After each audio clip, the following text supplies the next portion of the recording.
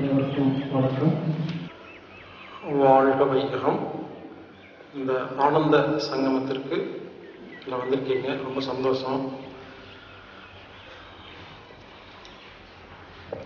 நம்ம இப்போ ஒரு 5 நாள் கேம்புக்காக வந்திருக்கிறோம்.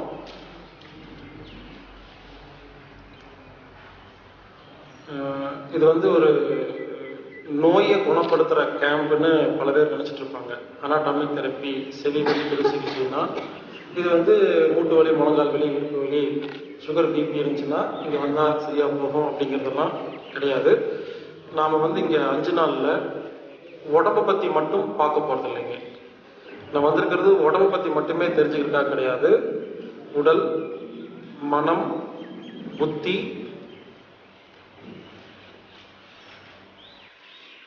இயற்கை வைத்தியம், இயற்கை சமையல், உலக அரசியல், முத்ரா, வர்மா, யோகா, மூச்சு பயிற்சி, தியானம், நியூரோ தெரப்பி, சைக்காலஜி, ஆண் பெண் சைக்காலஜி, இப்படி பல விஷயங்களை கற்றுக்காக நம்ம வந்திருக்கிறோங்க. முதல்ல நான் இந்த உடம்பை பற்றி நான் பேசுகிறேங்க. உடம்பை பற்றி ஆரம்பிக்கிறேன். இப்போ நாம் பார்க்க போகிற ஒரு தெரப்பிக்கு பேர் செவி வலி தொடு சிகிச்சை. உடனே பல பேர் யோசிப்பாங்க, செவி வலி தொடு சிகிச்சைன்னா காதில் தொடுவாங்களோன்னு. அதெல்லாம் கிடையாது. இங்கிலீஷில் அனாட்டாமிக் தெரப்பின்னு பேருங்க. இது வரைக்கும் நோய் வந்தால் என்ன பண்ணியிருப்போம்? ஒரு டாக்டரை போய் பார்த்துருப்போம். உலகத்தில் இருக்கிற எல்லா டாக்டரும் என்ன பண்ணுறாங்க? ஒன்று ஊசி குத்துவாங்க, இல்லை மாத்திரை கொடுப்பாங்க, இல்லை மருந்து கொடுப்பாங்க, இல்லை பொடி லேகியம், சிட்டுக்குருவி லேகியம் இதெல்லாம் கொடுப்பாங்க. அடுத்தது நாடி பார்க்கறது, acupuncture, neuro therapy, Mudra, Reiki, pranic healing, touch healing, இயற்கை வைத்தியம், மைனோட தெரப்பி, செராசம், இப்படி உங்கள் வாழ்க்கையில் நிறைய தெரப்பி எல்லாம் பார்த்துருக்கீங்கல்ல. ஆனால் இன்னைக்கு நம்ம பார்க்க போற அந்த தெரப்பிக்கு பேரு செவி வலி தொடு சிகிச்சை. இந்த சிகிச்சையில எந்த ஒரு மருந்து மாத்திரையும் கிடையாது. இந்த வாரம் பார்த்துட்டு போங்க அப்படிங்கிறதெல்லாம் கிடையாது. அடுத்து முக்கியமான விஷயம் என்னன்னா, உங்க நோயை பத்தி என்கிட்ட சொல்லவே வேண்டாம். ஸோ இப்படி டெஸ்ட் எல்லாம் பண்ணி அப்புறம் கடைசியா டாக்டர் சொல்லுவாரு, உங்களுக்கு ஒரு நோய் வந்துருச்சு. நாம என்ன பண்ணுவோம்? அப்படியா, நோய் வந்துருச்சா, அதுக்கு என்ன பண்றதுன்னு சொல்லி கேட்பீங்க. அவர் சொல்லுவாரு, ஒண்ணுமே பண்ண முடியாது, அதை குணப்படுத்தவே முடியாதுன்னு. நான் ஒரு கேள்வி கேட்கிறேன், யாராவது டாக்டர்கிட்ட போய் ஒரு நோயின்னு சொல்லி குணப்படுத்த முடியும் அப்படின்னு சொல்லி வாயில சொல்லி கேட்டிருக்கீங்களா? சுகர் வந்தா குணப்படுத்த முடியாது, ஆஸ்மா குணப்படுத்த முடியாது, பிபி குணப்படுத்த முடியாது, கேன்சரைஸ் குணப்படுத்த முடியாது, எதுவுமே குணப்படுத்த முடியாதுன்னு சொல்றாங்களா? ஒரு கேள்வி கேட்கிறேன், எதையுமே குணப்படுத்த முடியாது, அப்புறம் போய் எதுக்கு கஷ்டப்பட்டு படிச்சுட்டு வரணும்? யோசிச்சு பாருங்க. படிச்சுட்டு குணப்படுத்தணும். குணப்படுத்த முடியாதுங்கிறதுக்கு அவ்வளவு கஷ்டப்பட்டே படிச்சுட்டு வந்து போய் புரிஞ்சுக்குங்க. இப்படி குணப்படுத்த முடியாதுன்னு சொல்லி அப்புறம் என்ன சொல்லுவாங்க? கண்ட்ரோல் பண்ணணும்னு சொல்லுவாங்க. கண்ட்ரோல், ஒரு மாத்திரை மருந்து கொடுத்து நீங்க வாழ்க்கை ஃபுல்லா இந்த மாத்திரை சாப்பிடணும். சுகர் வந்துருச்சா, இதை குணப்படுத்த முடியாது, நீங்கள் சர்க்கரை நோயை நண்பனாக்கி கொள்ளுங்கள் அப்படிம்பாங்க. ஒரு புதுசாக ஒரு ஃப்ரெண்ட் எடுத்து கொடுப்பாங்க நமக்கு.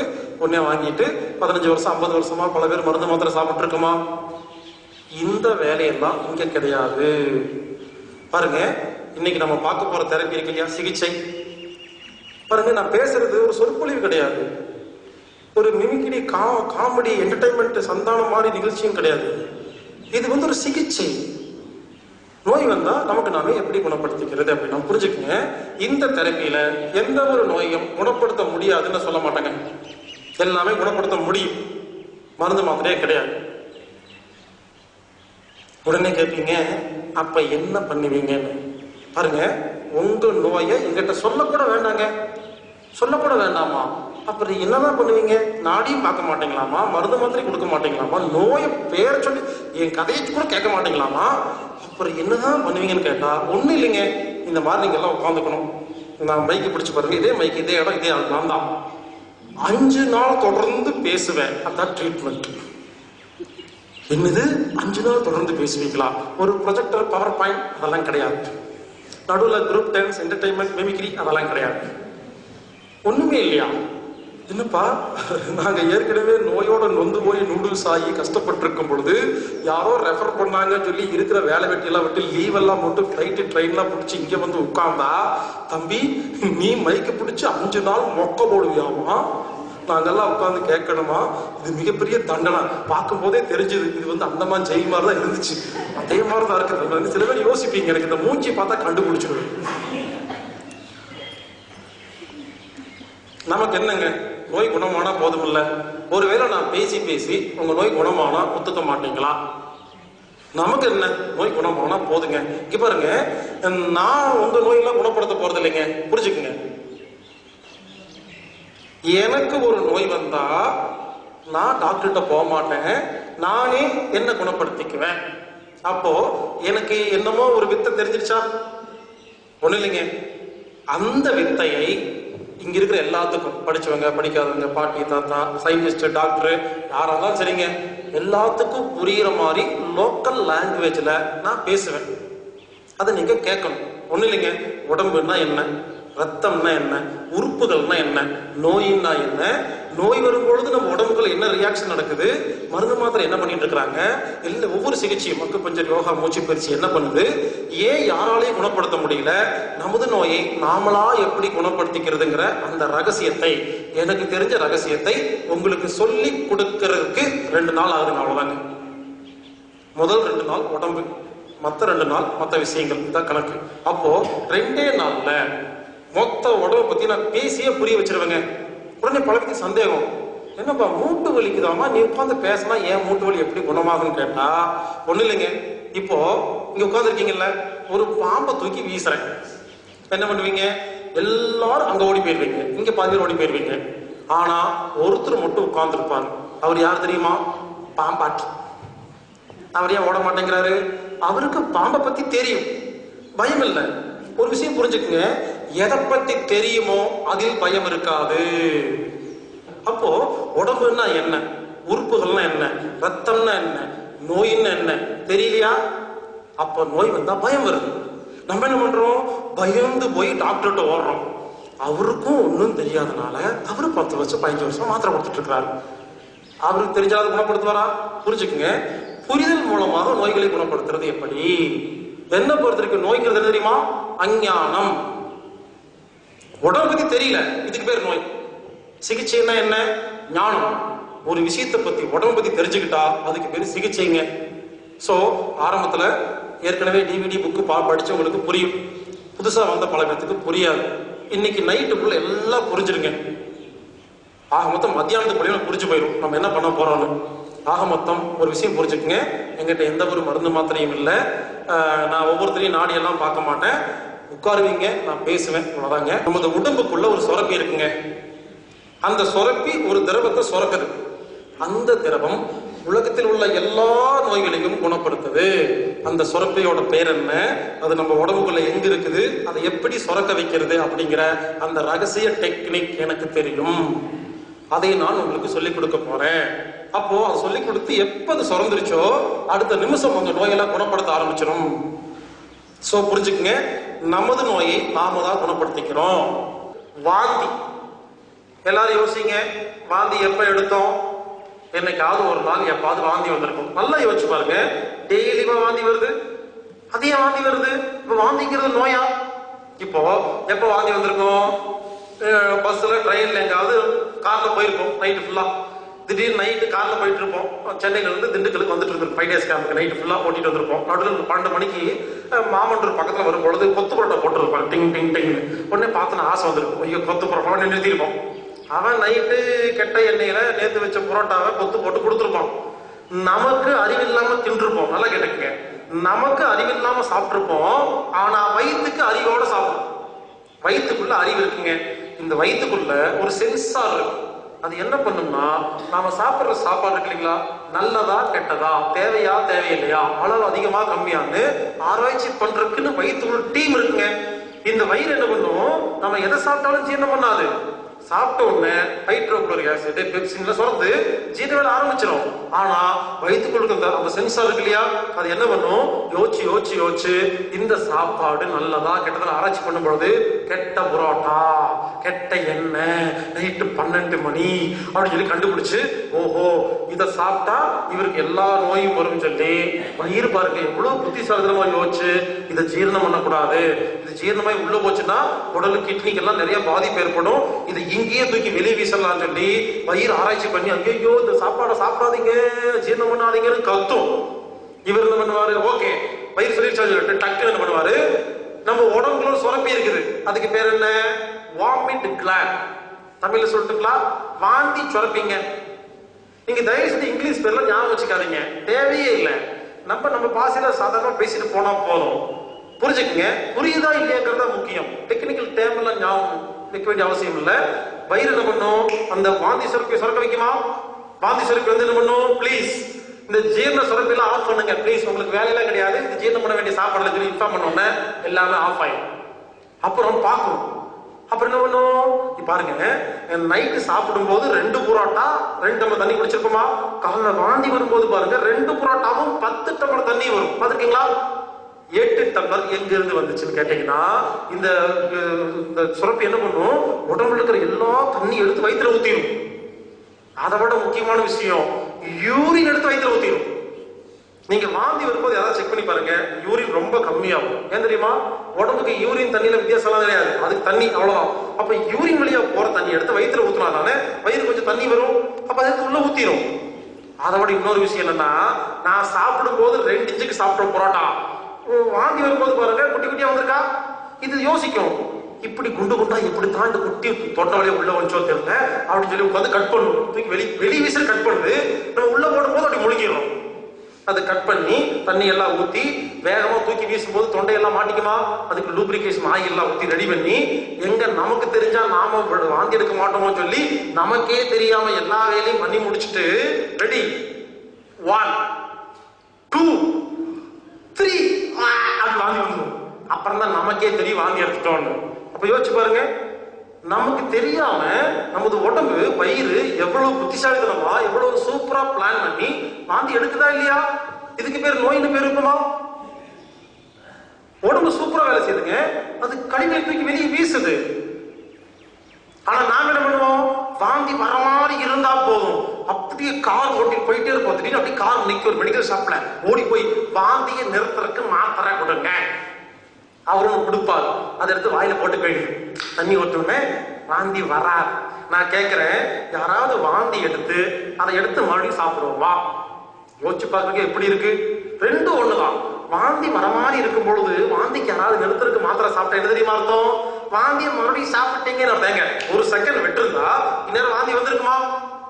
அப்ப வாந்தி எடுக்க வேண்டிய அந்த 1 செகண்டுக்கு முன்னால ஒரு மாத்திரையை சாப்பிட்டா இந்த வயிறு என்ன மாத்திரை என்ன பண்ணும், போய் வாந்தியை ஜீரணம் பண்ணுன்னு சொல்லும். நீங்க எவ்வளவு கொடுமையான விஷயம், வயிறு கஷ்டப்பட்டு பிளான் பண்ணி ஜீரண சுரப்பை நிறுத்தி வாந்தி சுரப்பை ஆக்டிவேட் பண்ணி அது வாந்தியா இருக்கும் பொழுது ஒரு மாத்திரை உள்ள போய் என்ன பண்ணும், இந்த வாந்திய மறுபடியும் ஜீரண சுரப்பையில சுரக்க வச்சு ஜீரணம் பண்ணி உள்ள அனுப்பிச்சா உடலு கிட்னி கணையம் ரத்தம் எல்லாம் கெட்டு போகுமா போகாதா? இது கூட புரியாம வாந்தி வரும்போது மாத்திரை சாப்பிடுறோமா இல்லையா? இது தவறு. ஒரு மனிதனுக்கு எப்ப தெரியுமா காய்ச்சல் வரும், நல்லா கேளுங்க, 3 காரணத்தினால் காய்ச்சல் வரும். 1, உடம்புல குப்பைகள் அதிகமானா, கழிவு பொருள்கள் அதிகமானா, இந்த மாதிரி சளி வந்து சிந்தாம வாந்தி வந்து எடுக்காம பேதி வந்து போகாம உடம்புக்குள்ள நிறைய கழிவு இருக்குமா, குப்பை அதிகமா இருந்தா என்ன வரும், படுக்க போட்டு குப்பைகளை வெளியேற்றுறதுக்கு காய்ச்சல் வரும். 1. 2வது, உடம்புக்குள்ள நோய் கிருமிகள் பாக்டீரியா வைரஸ் இதெல்லாம் உடம்புக்குள்ள போனா இதை கொலை செய்யறதுக்கு காய்ச்சல் வரும். 2. 3வது, உடம்பில் ஏதாவது நோய் ஏற்பட்டா, ஒருவேளை ஆக்சிடென்ட்ல கால் உடைஞ்சிருச்சு இல்ல கத்தி எடுத்து குத்திட்டாங்க, இந்த மாதிரி ஒரு டிஃபிகல்ட்டி நம்ம உடம்புல நோய் வந்துருச்சு, வந்த நோயை குணப்படுத்துறதுக்கு காய்ச்சல் வரும். இத 3 பத்தி இன்னைக்கு ரொம்ப விளக்கமா பார்க்க போறேங்க. மறுபடியும் சொல்றேன், கழிவுகள் வெளியே தூக்கி வீசறதுக்கு வரும், கிருமிகளை கொலை பண்றதுக்கு வரும், உடம்பில் உள்ள நோய்களை குணப்படுத்த குணப்படுத்துறதுக்கு காய்ச்சல் வரும். அப்போ இது மூணுமே நமக்கு சப்போர்ட் பண்றதுக்கு வருதா, நம்மளுக்கு எடுக்கிறதுக்கு வருதா? சப்போர்ட் பண்றதா வருது. அப்ப காய்ச்சல் என்பது ஒரு நோய் கிடையாது. முதல்ல ஒவ்வொன்னா பார்க்கலாங்களா? இந்த கழிவுகள் உள்ள அதிகமானா ஒரு காய்ச்சல் வரும் இல்லையா? அப்ப என்ன பண்ணணும்? பேசாம படுத்துக்கணும். சளி வந்தா சிந்தணும், தும்மல் வந்தா தும்மணும், வாந்தி வந்தா எடுக்கணும், பேதி வந்தா போகணும். இதை மட்டும் செஞ்சுக்கிட்டே இருந்தா காய்ச்சல் சரியா போயிடும். அப்ப எதுக்கு வந்த காய்ச்சல்? கழிவுகளை நீக்கிறதுக்கு வந்த காய்ச்சல். ஓகேங்களா? சோ எப்ப நம்ம உடம்புக்குள்ள நோய் கிருமி உள்ள போகுதோ நமது உடம்பு 4 விதமான ஆக்ஷன் பண்ணும். Helper, killer, suppressor, memory. ஹெல்பர்னா என்னன்னா சளி.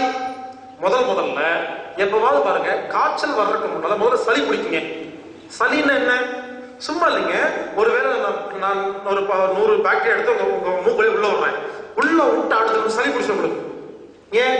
அப்போ பாக்டீரியா, வைரஸ், நோய் கிருமி இருக்கு இல்லைங்களா, அது மூக்கு வழியா நுரையீரலுக்குள்ள போன உடனே இந்த பிளட்ல போய் கலக்கும் இல்லையா? அதுக்கு முன்னாடி என்ன பண்ணா நம்ம உடம்பு என்ன தெரியும் பண்ணும்? ஒரு நோய் கிருமி உள்ள போன உடனே முதல்ல சளி தானா பிடிக்குங்க. நம்ம உடம்பு சளியை கிரியேட் பண்ணும். கிரியேட் பண்ணி என்ன பண்ணும்? அந்த நோய் கிருமியை சுத்தி சளி உட்கார்ந்து என்ன பண்ணும்? இந்த நோய் கிருமியை உள்ள வேலை செய்ய விடாம தடுக்கும். தடுத்து இந்த சளி என்ன பண்ணும்?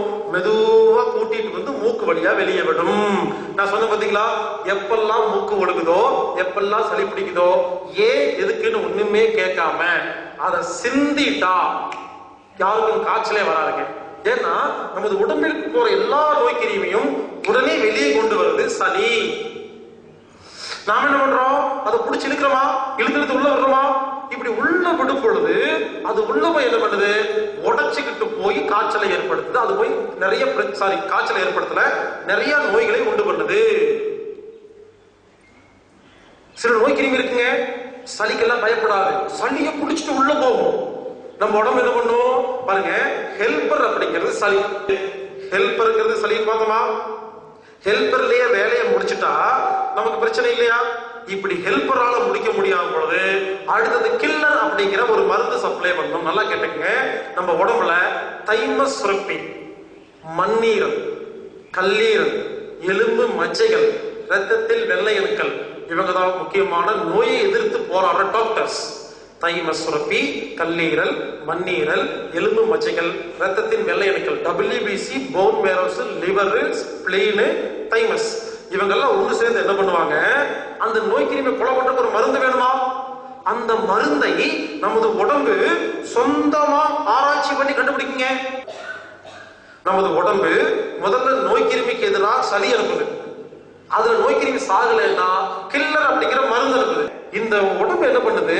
1000 நோய் கிருமி கொலை பண்றதுக்கு 1000 கில்லரை இந்த இடத்துக்கு அனுப்புதுங்க. 300 இங்க இருந்தா கணக்கு போட்டு 300 கில்லர் அனுப்புதுங்க. அப்ப உடம்பு எவ்வளவு புத்திசாலித்தனமா கரெக்டா பார்த்து அனுப்புது. எண்ணிக்கைங்க, இங்க 5 நோய் கிருமி இருந்தா 5 கில்லர் தான் வரும், 6ல வராது. அந்த அளவுக்கு துல்லியமா கணக்கு போட்டு இந்த கில்லர் அனுப்புதா? நல்லா கேளுங்க. இப்ப நான் சொல்றது ரொம்ப முக்கியமான விஷயங்க. அந்த நோய் கிருமிய கில்லர்ங்கிறது ஒரு துப்பாக்கி இருக்கிற போலீஸ்காரன் நினைச்சுக்கலேன். இந்த போலீஸ்காரன் மட்டும் வர போய் சுடுவாரா? டுமில் டுமில் டுமில் சுட்டு நோய்க்கு சாகடிச்சுவாரா? கவனமா கேளுங்க. இந்த இடத்துல ஒரு 500 நோய் கிருமி இருக்கு, அந்த கில்லர் சுட்டுருச்சு. ஒரு கில்லருக்கு கெட்ட பழக்கம் என்னன்னா அந்த நோய் கிருமி செத்ததுக்கு அப்புறமும் அடிச்சுக்கிட்டே இருக்கும். அப்ப மூட்டுக்கு அடிபடுமா? அப்பதான் என்ன பண்ண பாருங்க. ஹெல்பருங்கிறது சளி, இப்ப கில்லருங்கிறது நோய் கிருமியை கொலை பண்ண வந்த ஒரு மருந்து. இந்த மருந்து நோய் கிருமியை கொலை பண்ணிட்டு மூட்டை உடைக்குதா? அப்போ சப்ரசர் அப்படிங்கிற இன்னொரு மருந்தை நமது உடம்பு சப்ளை பண்ணி என்ன பண்ணும்? அந்த நோய் கிருமியை கொலை பண்ற கில்லர் இருக்கு இல்லையா, கில்லரை அழிக்கிறதுக்கு ஒரு மருந்து தயார் பண்ணுங்க. இந்த மருந்து போய் என்ன பண்ணும்? அந்த கில்லர் சாகடிச்சிருமா? இப்போ நமது ரத்தத்தில் சளி இருக்குமா? செத்து போன நோய் கிருமி இருக்குமா? கில்லர் சாகடிச்ச கில்லர் இருக்குமா? கில்லரை சாகடிச்ச சப்ரசர் இருக்குமா? இது 4 வந்து நோய் கிருமி சாகடிக்கிற வரைக்கும் நம்ம காய்ச்சல் வந்து படுத்து கிடப்போம். காய்ச்சல்னா என்ன? இது 4 நடக்கிற டைம். நடந்து முடிஞ்ச உடனே கடைசியா ஒரு பேதி போகுமா? இல்ல செக் பண்ணி பாருங்க. காய்ச்சல் வந்து யாரு படுத்திருந்தாலும் கடைசியா ஒரு பேதி போகுங்க. பேதி போயிட்டு வந்தாலே காய்ச்சல் சரியா போயிடும்.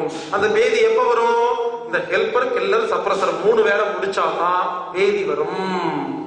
இப்ப சொல்லுங்க, காய்ச்சல் ஏன் வருதுன்னு கேட்டா நமது உடம்பில் உள்ள நோய் கிருமிகளை கொலை செய்வதற்கு தான் காய்ச்சல் வருதே தவிர வேற எதுக்கும் கிடையாது. அப்புறம் கடைசியா மெமரின்னா என்ன? நமது உடம்புல நிறைய செல் இருக்கா, டிஎன்ஏ ஆர்என்ஏ இருக்கா, நமது உடம்புல இருக்கிற எல்லா செல்லுலையும் எழுதி வைக்குங்க. ஒரு நோய் கிருமி பார்த்தேன், அதை கொலை பண்றதுக்கு சளி அனுப்பிச்சேன், அதுக்கப்புறம் கில்லர் அனுப்பிச்சேன், சப்ரஸ் அனுப்பிச்சு சொல்லி அதுக்கான ஃபார்முலா இருக்கு இல்லையா, இதெல்லாம் எழுதி வச்சுக்கிறதுக்கு பேர் தான் மெமரி. கடைசியா சொல்ற கேளுங்க, நமது உடம்புல நோயே கிடையாது. எங்கெங்கெல்லாம் குப்பை சேருதோ அதுக்கு பேரு நோய். கண்ணுக்குள்ள கழிகள் அதிகமான கண் சம்பந்தப்பட்ட எல்லா நோயும் வரும். வயிற்றுக்குள்ள கழிகள் அதிகமான வயிறு சம்பந்தப்பட்ட எல்லா நோயும் வரும். இப்படி ஒவ்வொருத்தருக்கும் வேற வேற நோய் வந்திருக்கீங்களா? இப்ப புரிஞ்சுங்களா? எந்த இடத்துல குப்பை அதிகமா இருக்கோ அந்த உறுப்புக்கு நோய். அப்போ இங்க இருக்கிற எல்லாத்துக்கும் நோய் குணப்படுறதுக்கு என்ன டெக்னிக்கு? ரொம்ப சிம்பிள். உள்ள போன எல்லா குப்பையும் வெளியே எடுக்கிறதுக்கு என்ன பண்ணணும்? ஒண்ணு, இனிமேல் குப்பையே உள்ள போகாம இருக்கிறதுக்கு என்ன பண்ணணும்? இந்த ரெண்டு வித்தையை கத்துக்கிட்டா வேலை முடிஞ்சதா இல்லைங்களா? நாங்கள் பரம்பரையாக வர்மா மருத்துவத்தை செய்து வருகிறோம். எங்கள் மருத்துவ முறையில் எங்கள் வர்ம மருத்துவ முறை சற்று வேறுபட்டது மற்ற மருத்துவ முறைகளில். வர்ம மருத்துவத்தில் வர்ம சூத்திரம், வர்ம கண்டி, வர்ம பெருங்குரல், வர்ம அளவு நூல், வர்ம கண்ணாடி, அப்படியாக 5 பாகங்கள். இந்த 5 பாகங்களும் மொத்தம் படிக்க வேண்டும் என்றால் ஒவ்வொன்றும் 80 வருடங்கள் மூலம் 400 வருடங்கள் படிக்க வேண்டியது. இதை மூதாதையர்கள் முக்கியமான சப்ஜெக்டுகள் மட்டும் எடுத்து வைத்து சிறிதாக ஒவ்வொருத்தரும் அவர்கள் வாரிசுகளுக்கு கற்றுக் கொடுத்தார்கள். எங்கள் மருத்துவத்தில் வர்ம கண்ணாடியில் ஒரு பிரிவாகிய வர்ம காய சிகிச்சை. ஒரு இளம் விஞ்ஞானி வந்திருக்கிறாரு, அவர் பேரு துளசிராம், சென்னையில் வந்திருக்கிறாரு. இப்போ அவரு ஒரு 1/2 மணி நேரம் உங்கள்கிட்ட பேசுவார். அவரு இந்த நோயை பற்றி, உடம்பு பற்றி சயின்டிஸ்ட் சொல்லுவார். இவர் நிறைய ஆராய்ச்சியெல்லாம் பண்ணியிருக்காரு. அவர் பேசுறதை நம்ம கேட்கலாம். நன்றி. இங்கு கூடியிருக்கும் அத்தனை நல்ல உள்ளங்களுக்கும் என் மனமார்ந்த நன்றி.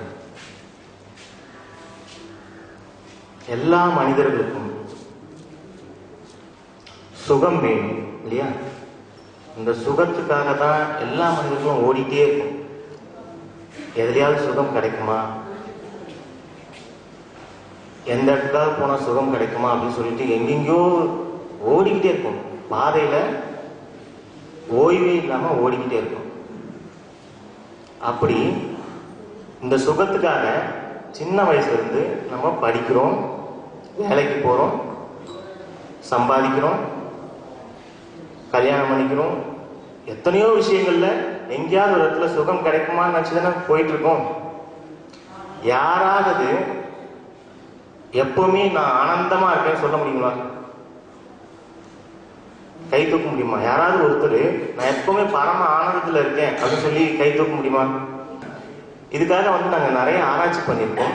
கடவுள் துகள் அப்படின்னு ஒண்ணு கண்டுபிடிச்சிருக்கோம். கடவுள் துகள் அப்படின்னா சயின்ஸ் படி பார்த்தீங்கன்னா புரோட்டான், எலக்ட்ரான், நியூட்ரான் அப்படின்னு எல்லா அணுக்கள்லயும் இருக்கு. புரோட்டான், எலக்ட்ரான், நடுவுல நியூட்ரான் ஒண்ணு இருக்கு.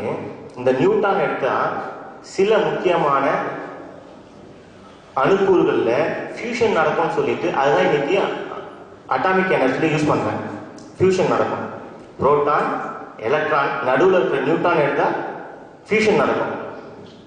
அதே மாதிரி இந்த மனித உடல்லையும் மனித துகள், மிருக துகள், நடுவுல கடவுள் துகள்னு ஒண்ணு இருக்கு.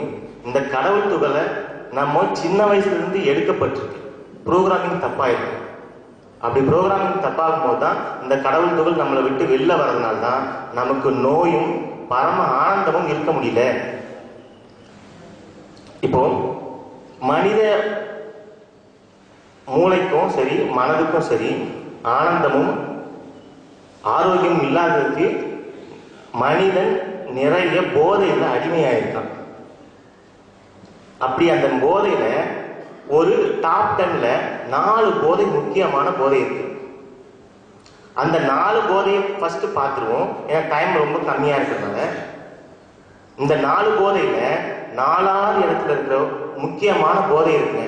இந்த 4வது இடத்துல இருக்கிற போதையில மனிதன் சிக்கி சின்னாபின்னமாகி அவனையும் அவன் குடும்பத்தையும் எப்பவுமே இழந்துட்டு இருக்கான். 4வது இடத்துல இருக்கிற போதை பணம்ங்கிற போதை. 3வது இடத்துல ஒரு போதை இருக்கு, செக்ஸ், அது காமம். இந்த காமம் எப்படி வந்துச்சு? இன்னைக்கு வந்து எந்த டிவியை பார்த்தாலும், எந்த இன்டர்நெட் படிக்கிற எங்கே போனாலும் இது வந்து அதிகமாக டிவி சேனல் மூலமாகவும் திரைப்படங்கள் மூலமும் தூண்டப்படுது. சிறு வயசுல தூண்டப்படுறதுனால இந்த சிறு வயசுல ஏற்படக்கூடிய அந்த சுரபிகள் இருப்பாங்க, அது அங்கே கெட்டு போயிடுது. ஃபர்ஸ்ட் அங்கே கெட்டு போயிட்டு அப்புறம் நம்ம ஆரோக்கியத்துக்கு என்ன கிடைக்குமா? கிடைக்காது. அப்போ மூணாவது இடத்துல இருக்கிறது இந்த காமம்ங்கிற போது இன்னைக்கு எத்தனையோ பெரிய மனிதர்களும் எத்தனையோ பேர்களும் இந்த காமத்தினால் அடிபட்டு ரொம்ப மோசமான நிலைக்கு போயிருக்காங்க. இது மூணாவது இடத்துல இருக்கிற போதை. ரெண்டாவது இடத்துல ஒரு போதை இருக்குங்க, குடி, பான் பராக்கு, கஞ்சா. இதனால நிறைய பேர் பாதிக்கப்பட்டிருக்காங்க. இன்னைக்கு ஆண்களும் சரி பெண்கள் இப்ப கொஞ்சம் கொஞ்சமா வரதா இப்போ வந்து நிறைய இன்டர்நெட்ல அதெல்லாம் பார்த்துட்டு இருக்கோம். இப்ப இந்த ரெண்டாவது இடத்துல இருக்க போதை மனிதனை கொஞ்சம் கொஞ்சமா அழிச்சிட்டு இருக்கு, அவன் குடும்பத்தையும் அழிச்சிட்டு இருக்கு. எல்லாருக்குமே தெரியும். ஒரு குடிகாரனை பார்த்தானா சொல்றோம், அவன் குடிகாரன், அவன் குடும்பத்தை காப்பாற்றுறதுக்கு வக்கில்ல அப்படி இப்படின்னு நம்ம திட்டுறோம். ஆனா இந்த 3 போதை கூட பரவாயில்லை. இந்த 3 போதையிலையும் ஏற்படுற உயிர் இழப்பு இருக்கு பாத்தீங்களா, அது வந்து பரவாயில்ல. இந்த 3 போதையில சிக்கி சின்ன பின்னமான கூட ஓகே, உங்களை ஓரளவுக்கு மன்னிச்சு விட்டுலாம். ஆனா இந்த டாப் 10ல ஒரே ஒரு போதை இருக்குங்க.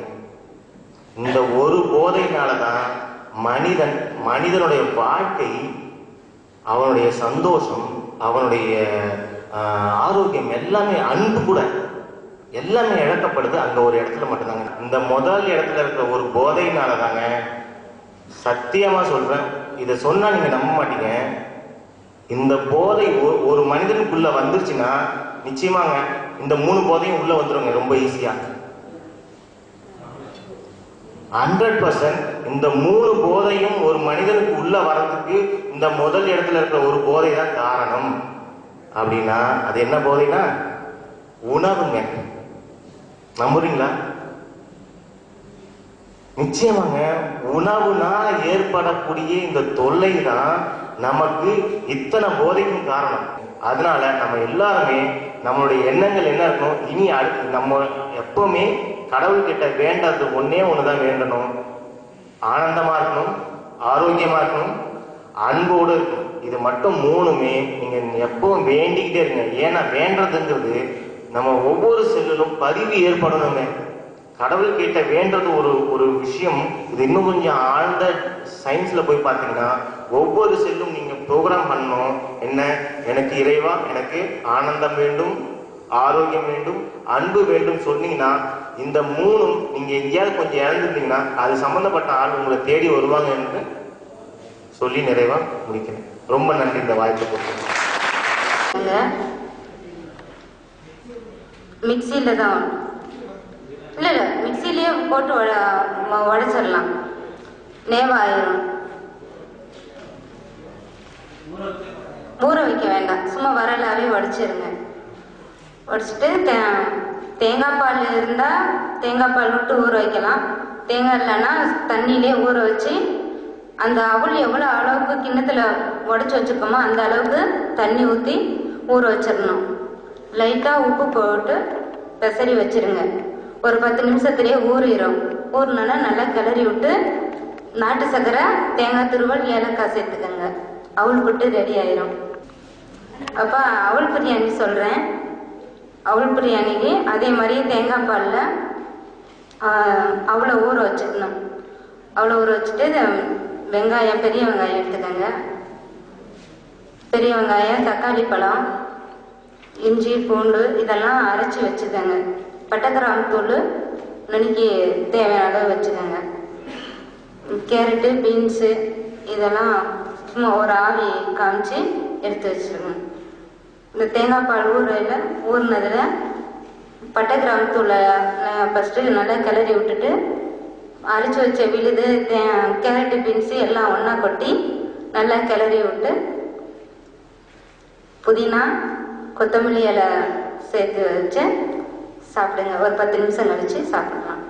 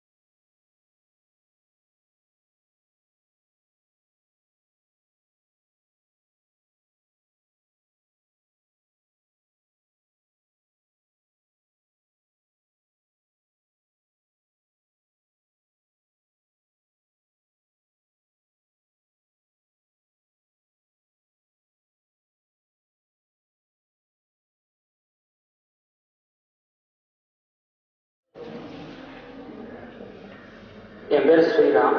நான் மதுரையிலேருந்து வரேன். ஆக்சுவலாக நான் வந்து எனக்கு ஃபிக்ஸு ப்ராப்ளம் இருந்ததுக்காக தான் மெயினாக வந்தேன். ஆனால் நான் ஒரு மாதமாக வந்து எனக்கு எப்படின்னா சாகணுன்ற எண்ணம்லாம் வந்துச்சு. ப்ரீத்லாம் அப்படியே ரொம்ப இதுவாகி ஸ்ட்ரக் ஆகி இந்த மாதிரி ரொம்ப வாழ்க்கை எதுக்காக வாழ்க்கை ஹியூமன் லைஃபே பிடிக்காமல் இருந்தது, அந்த மாதிரிலாம் இருந்தேன். ஆனால் ஐயாட்ட ப்ராப்ளத்தை சொன்னதுக்கப்புறம் அவன் சொன்னார், வாழ்க்கையை ரசித்து வாழு அப்படின்னு சொன்னார். அதுலேருந்து இப்போ இங்கே ஃபிக்ஸ் வந்தப்போ எல்லாரும் அப்படியே துடிச்சு போய் சஜஷன் கொடுத்து எல்லாரும் உங்கள் அப்பாவா அம்மாவா அண்ணாவா தம்பியா தங்கச்சியா அத்தாவா பார்த்தீங்கல்ல. ஸோ இந்த உலகத்துக்காக நிச்சயம் வாழ்ந்தே தான் ஆகணும். அதனால எனக்கு இப்போ ஒரு ஆசை வந்துருக்கு, வாழணுன்ற ஆசை இப்போ தான் வந்துருக்கு. தேங்க்யூ. என் பேர் அனிதா. சென்னையிலேருந்து வந்திருக்கேன். Cancer best cancer surgery and chemotherapy sitting முடிஞ்சிருக்கு. 2 வருஷம் போகுது. இன்ஃபேக்ட் எனக்கு எல்லாம் வந்து இதெல்லாம் முடிஞ்ச பிறகு தான் எனக்கு இன்ஃபர்மேஷன் கேதர் பண்ண ஆரம்பிச்சு. ஃபர்ஸ்ட் வந்து தானா ஃப்ளோ வந்தது. ஃபர்ஸ்ட் வந்து நவீன் துக்கர்னு சொல்லிட்டு ஒருத்தர் நாக்பூர்ல he is giving treatment for cancer. ஏன்னா அவங்க அம்மா வந்து ட்ரீட் பண்ண அப்படி. அதுக்கு அடுத்தது வந்து சாரோட சிடி வந்து என்னோட ஹஸ்பண்ட் கலீக் யாரோ கொண்டு கொடுத்தார். I saw that and after the chemo முடிஞ்ச பிறகு 5 years I was supposed to be on tamoxifen. Tamoxifen is supposed to be an anti-cancer drug.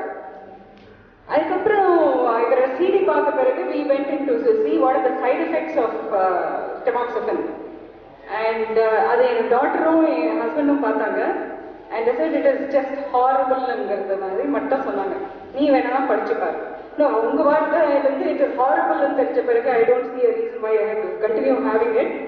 And that too after seeing his CD based it, I stopped taking tamoxifen. And I'm away from tamoxifen after I saw his CD. That is about 6 months now. And in fact, last chemo எடுத்துட்ட பிறகு I went back to my oncologist. I told her I still have some kind of a pain in the surgery area அப்படின்னு சொன்னேன். அதான் ஒன்றும் இல்லை அப்படின்னா. Then அதாவது the symptoms were still there. Whatever symptoms I had before I was diagnosed with cancer, அந்த symptoms continue ஆச்சு. அதனால தான் நான் போய் கேட்டேன். அவங்கள பொறுத்த வரைக்கும் ஓகே நெக்ஸ்ட் டைம் ரிலாக்ஸ் அப்படிங்கிறது கன்ஃபார்ம்ட் இன்ஃபர்மேஷன் வர வரைக்கும் அவங்களுக்கு என்னன்னா அந்த அந்த எவ்ரி 3 months செக்அப்புக்கு போனோம். அதுக்கப்புறமா yearly checkup again they will scans எல்லாம் பண்ணி முடிச்ச பிறகு அப்போ வந்து அதுல ப்ரூவ் ஆச்சுன்னா பார்த்துக்கலாம் அப்படிங்கிற மாதிரி. I decided okay இதுக்கெல்லாம் வந்து and after all this experience I said I called it a day, விட்டுட்டேன். And இந்த இது ஆரம்பிச்ச பிறகு there is a huge difference. My energy level முன்னாடியெல்லாம் வந்து சோர்ந்து படுத்துப்பேன். One thing கீமோ முடிஞ்ச உடனே ஒரு 1 month லீவ் எடுத்துட்டேன். முடிஞ்ச பிறகு I went back to work. But what எந்த அளவுக்கு எனக்கு வேலை பண்ண முடிஞ்சது before his following his system. Of course I am only following about 30% ன்னு சொல்லலாம். So இங்கிருந்து போன பிறகு I have to follow at least 70%. Another 70% and I am sure I will be out of it. Absolutely, I am already out of it. Another thing, இப்போ I have been meeting நிறைய பேர். இப்போ நான் இந்த மாதிரி பண்ணேங்கிறத வச்சு ஆஃபீஸில் ஒர்க் பண்ணுறதுனால நிறைய கலீக்ஸ் எல்லாம் வந்து அவங்க ரிலேட்டிவ்ஸ் அவங்க ஃப்ரெண்ட்ஸ் யாருக்காவது கேன்சர் வந்தால் அனிதா கிட்ட பேசுங்க அப்படின்னு சொல்லிட்டு they give my number. When I talk to them, நீ சர்ஜரி முடிச்சுடு, நீ இதை முடிச்சுடு அப்படிங்கும்போது அவங்களுக்கு என்ன ஃபீல் பண்ணுறாங்கன்னா இதுதான் safest. But nobody questions any doctor. Are you giving me a guarantee that this will not recur again? No doctor can give you this assurance. Allopathy, as far as allopathy is concerned, no doctor is giving you an assurance. Ultimately, பார்த்தனா இவரோட system தான் திருப்பியும் அங்கேயும் வருது. கொஞ்சம் ஸ்ட்ராங்கா இருக்குன்னா இப்போ நம்ம என்ன சொல்றோம், பொடுகுன்னா என்ன எக்ஸ்ட்ராவா பண்ணினா கொஞ்சம் பெட்டர் ஆகும், இல்ல ஃபிளம் இருந்ததுன்னா இந்த சிஸ்டம் ஃபாலோ பண்றது தவிர்த்து வேற என்ன இப்போ ஃபாலோ பண்ணலாம் எக்ஸ்ட்ராவா அப்படிங்கும்போது என்ன சொல்றோம், it is the same concept. அதுக்கப்புறம் ஐ டேஷ்ட் இன்டு டெக்மெட் அப்படின்னு சொல்லிட்டு you have lot of doctors, oncologists, cardiologists, everybody giving out this thing. அது வந்து I came across 2-3 articles and in which அவங்க ரொம்ப கிளியரா என்ன சொல்றாங்கன்னா கேன்சரை வந்து 60% 60% கண்ட்ரோல் வந்து டயட்ல பண்ணலாம்.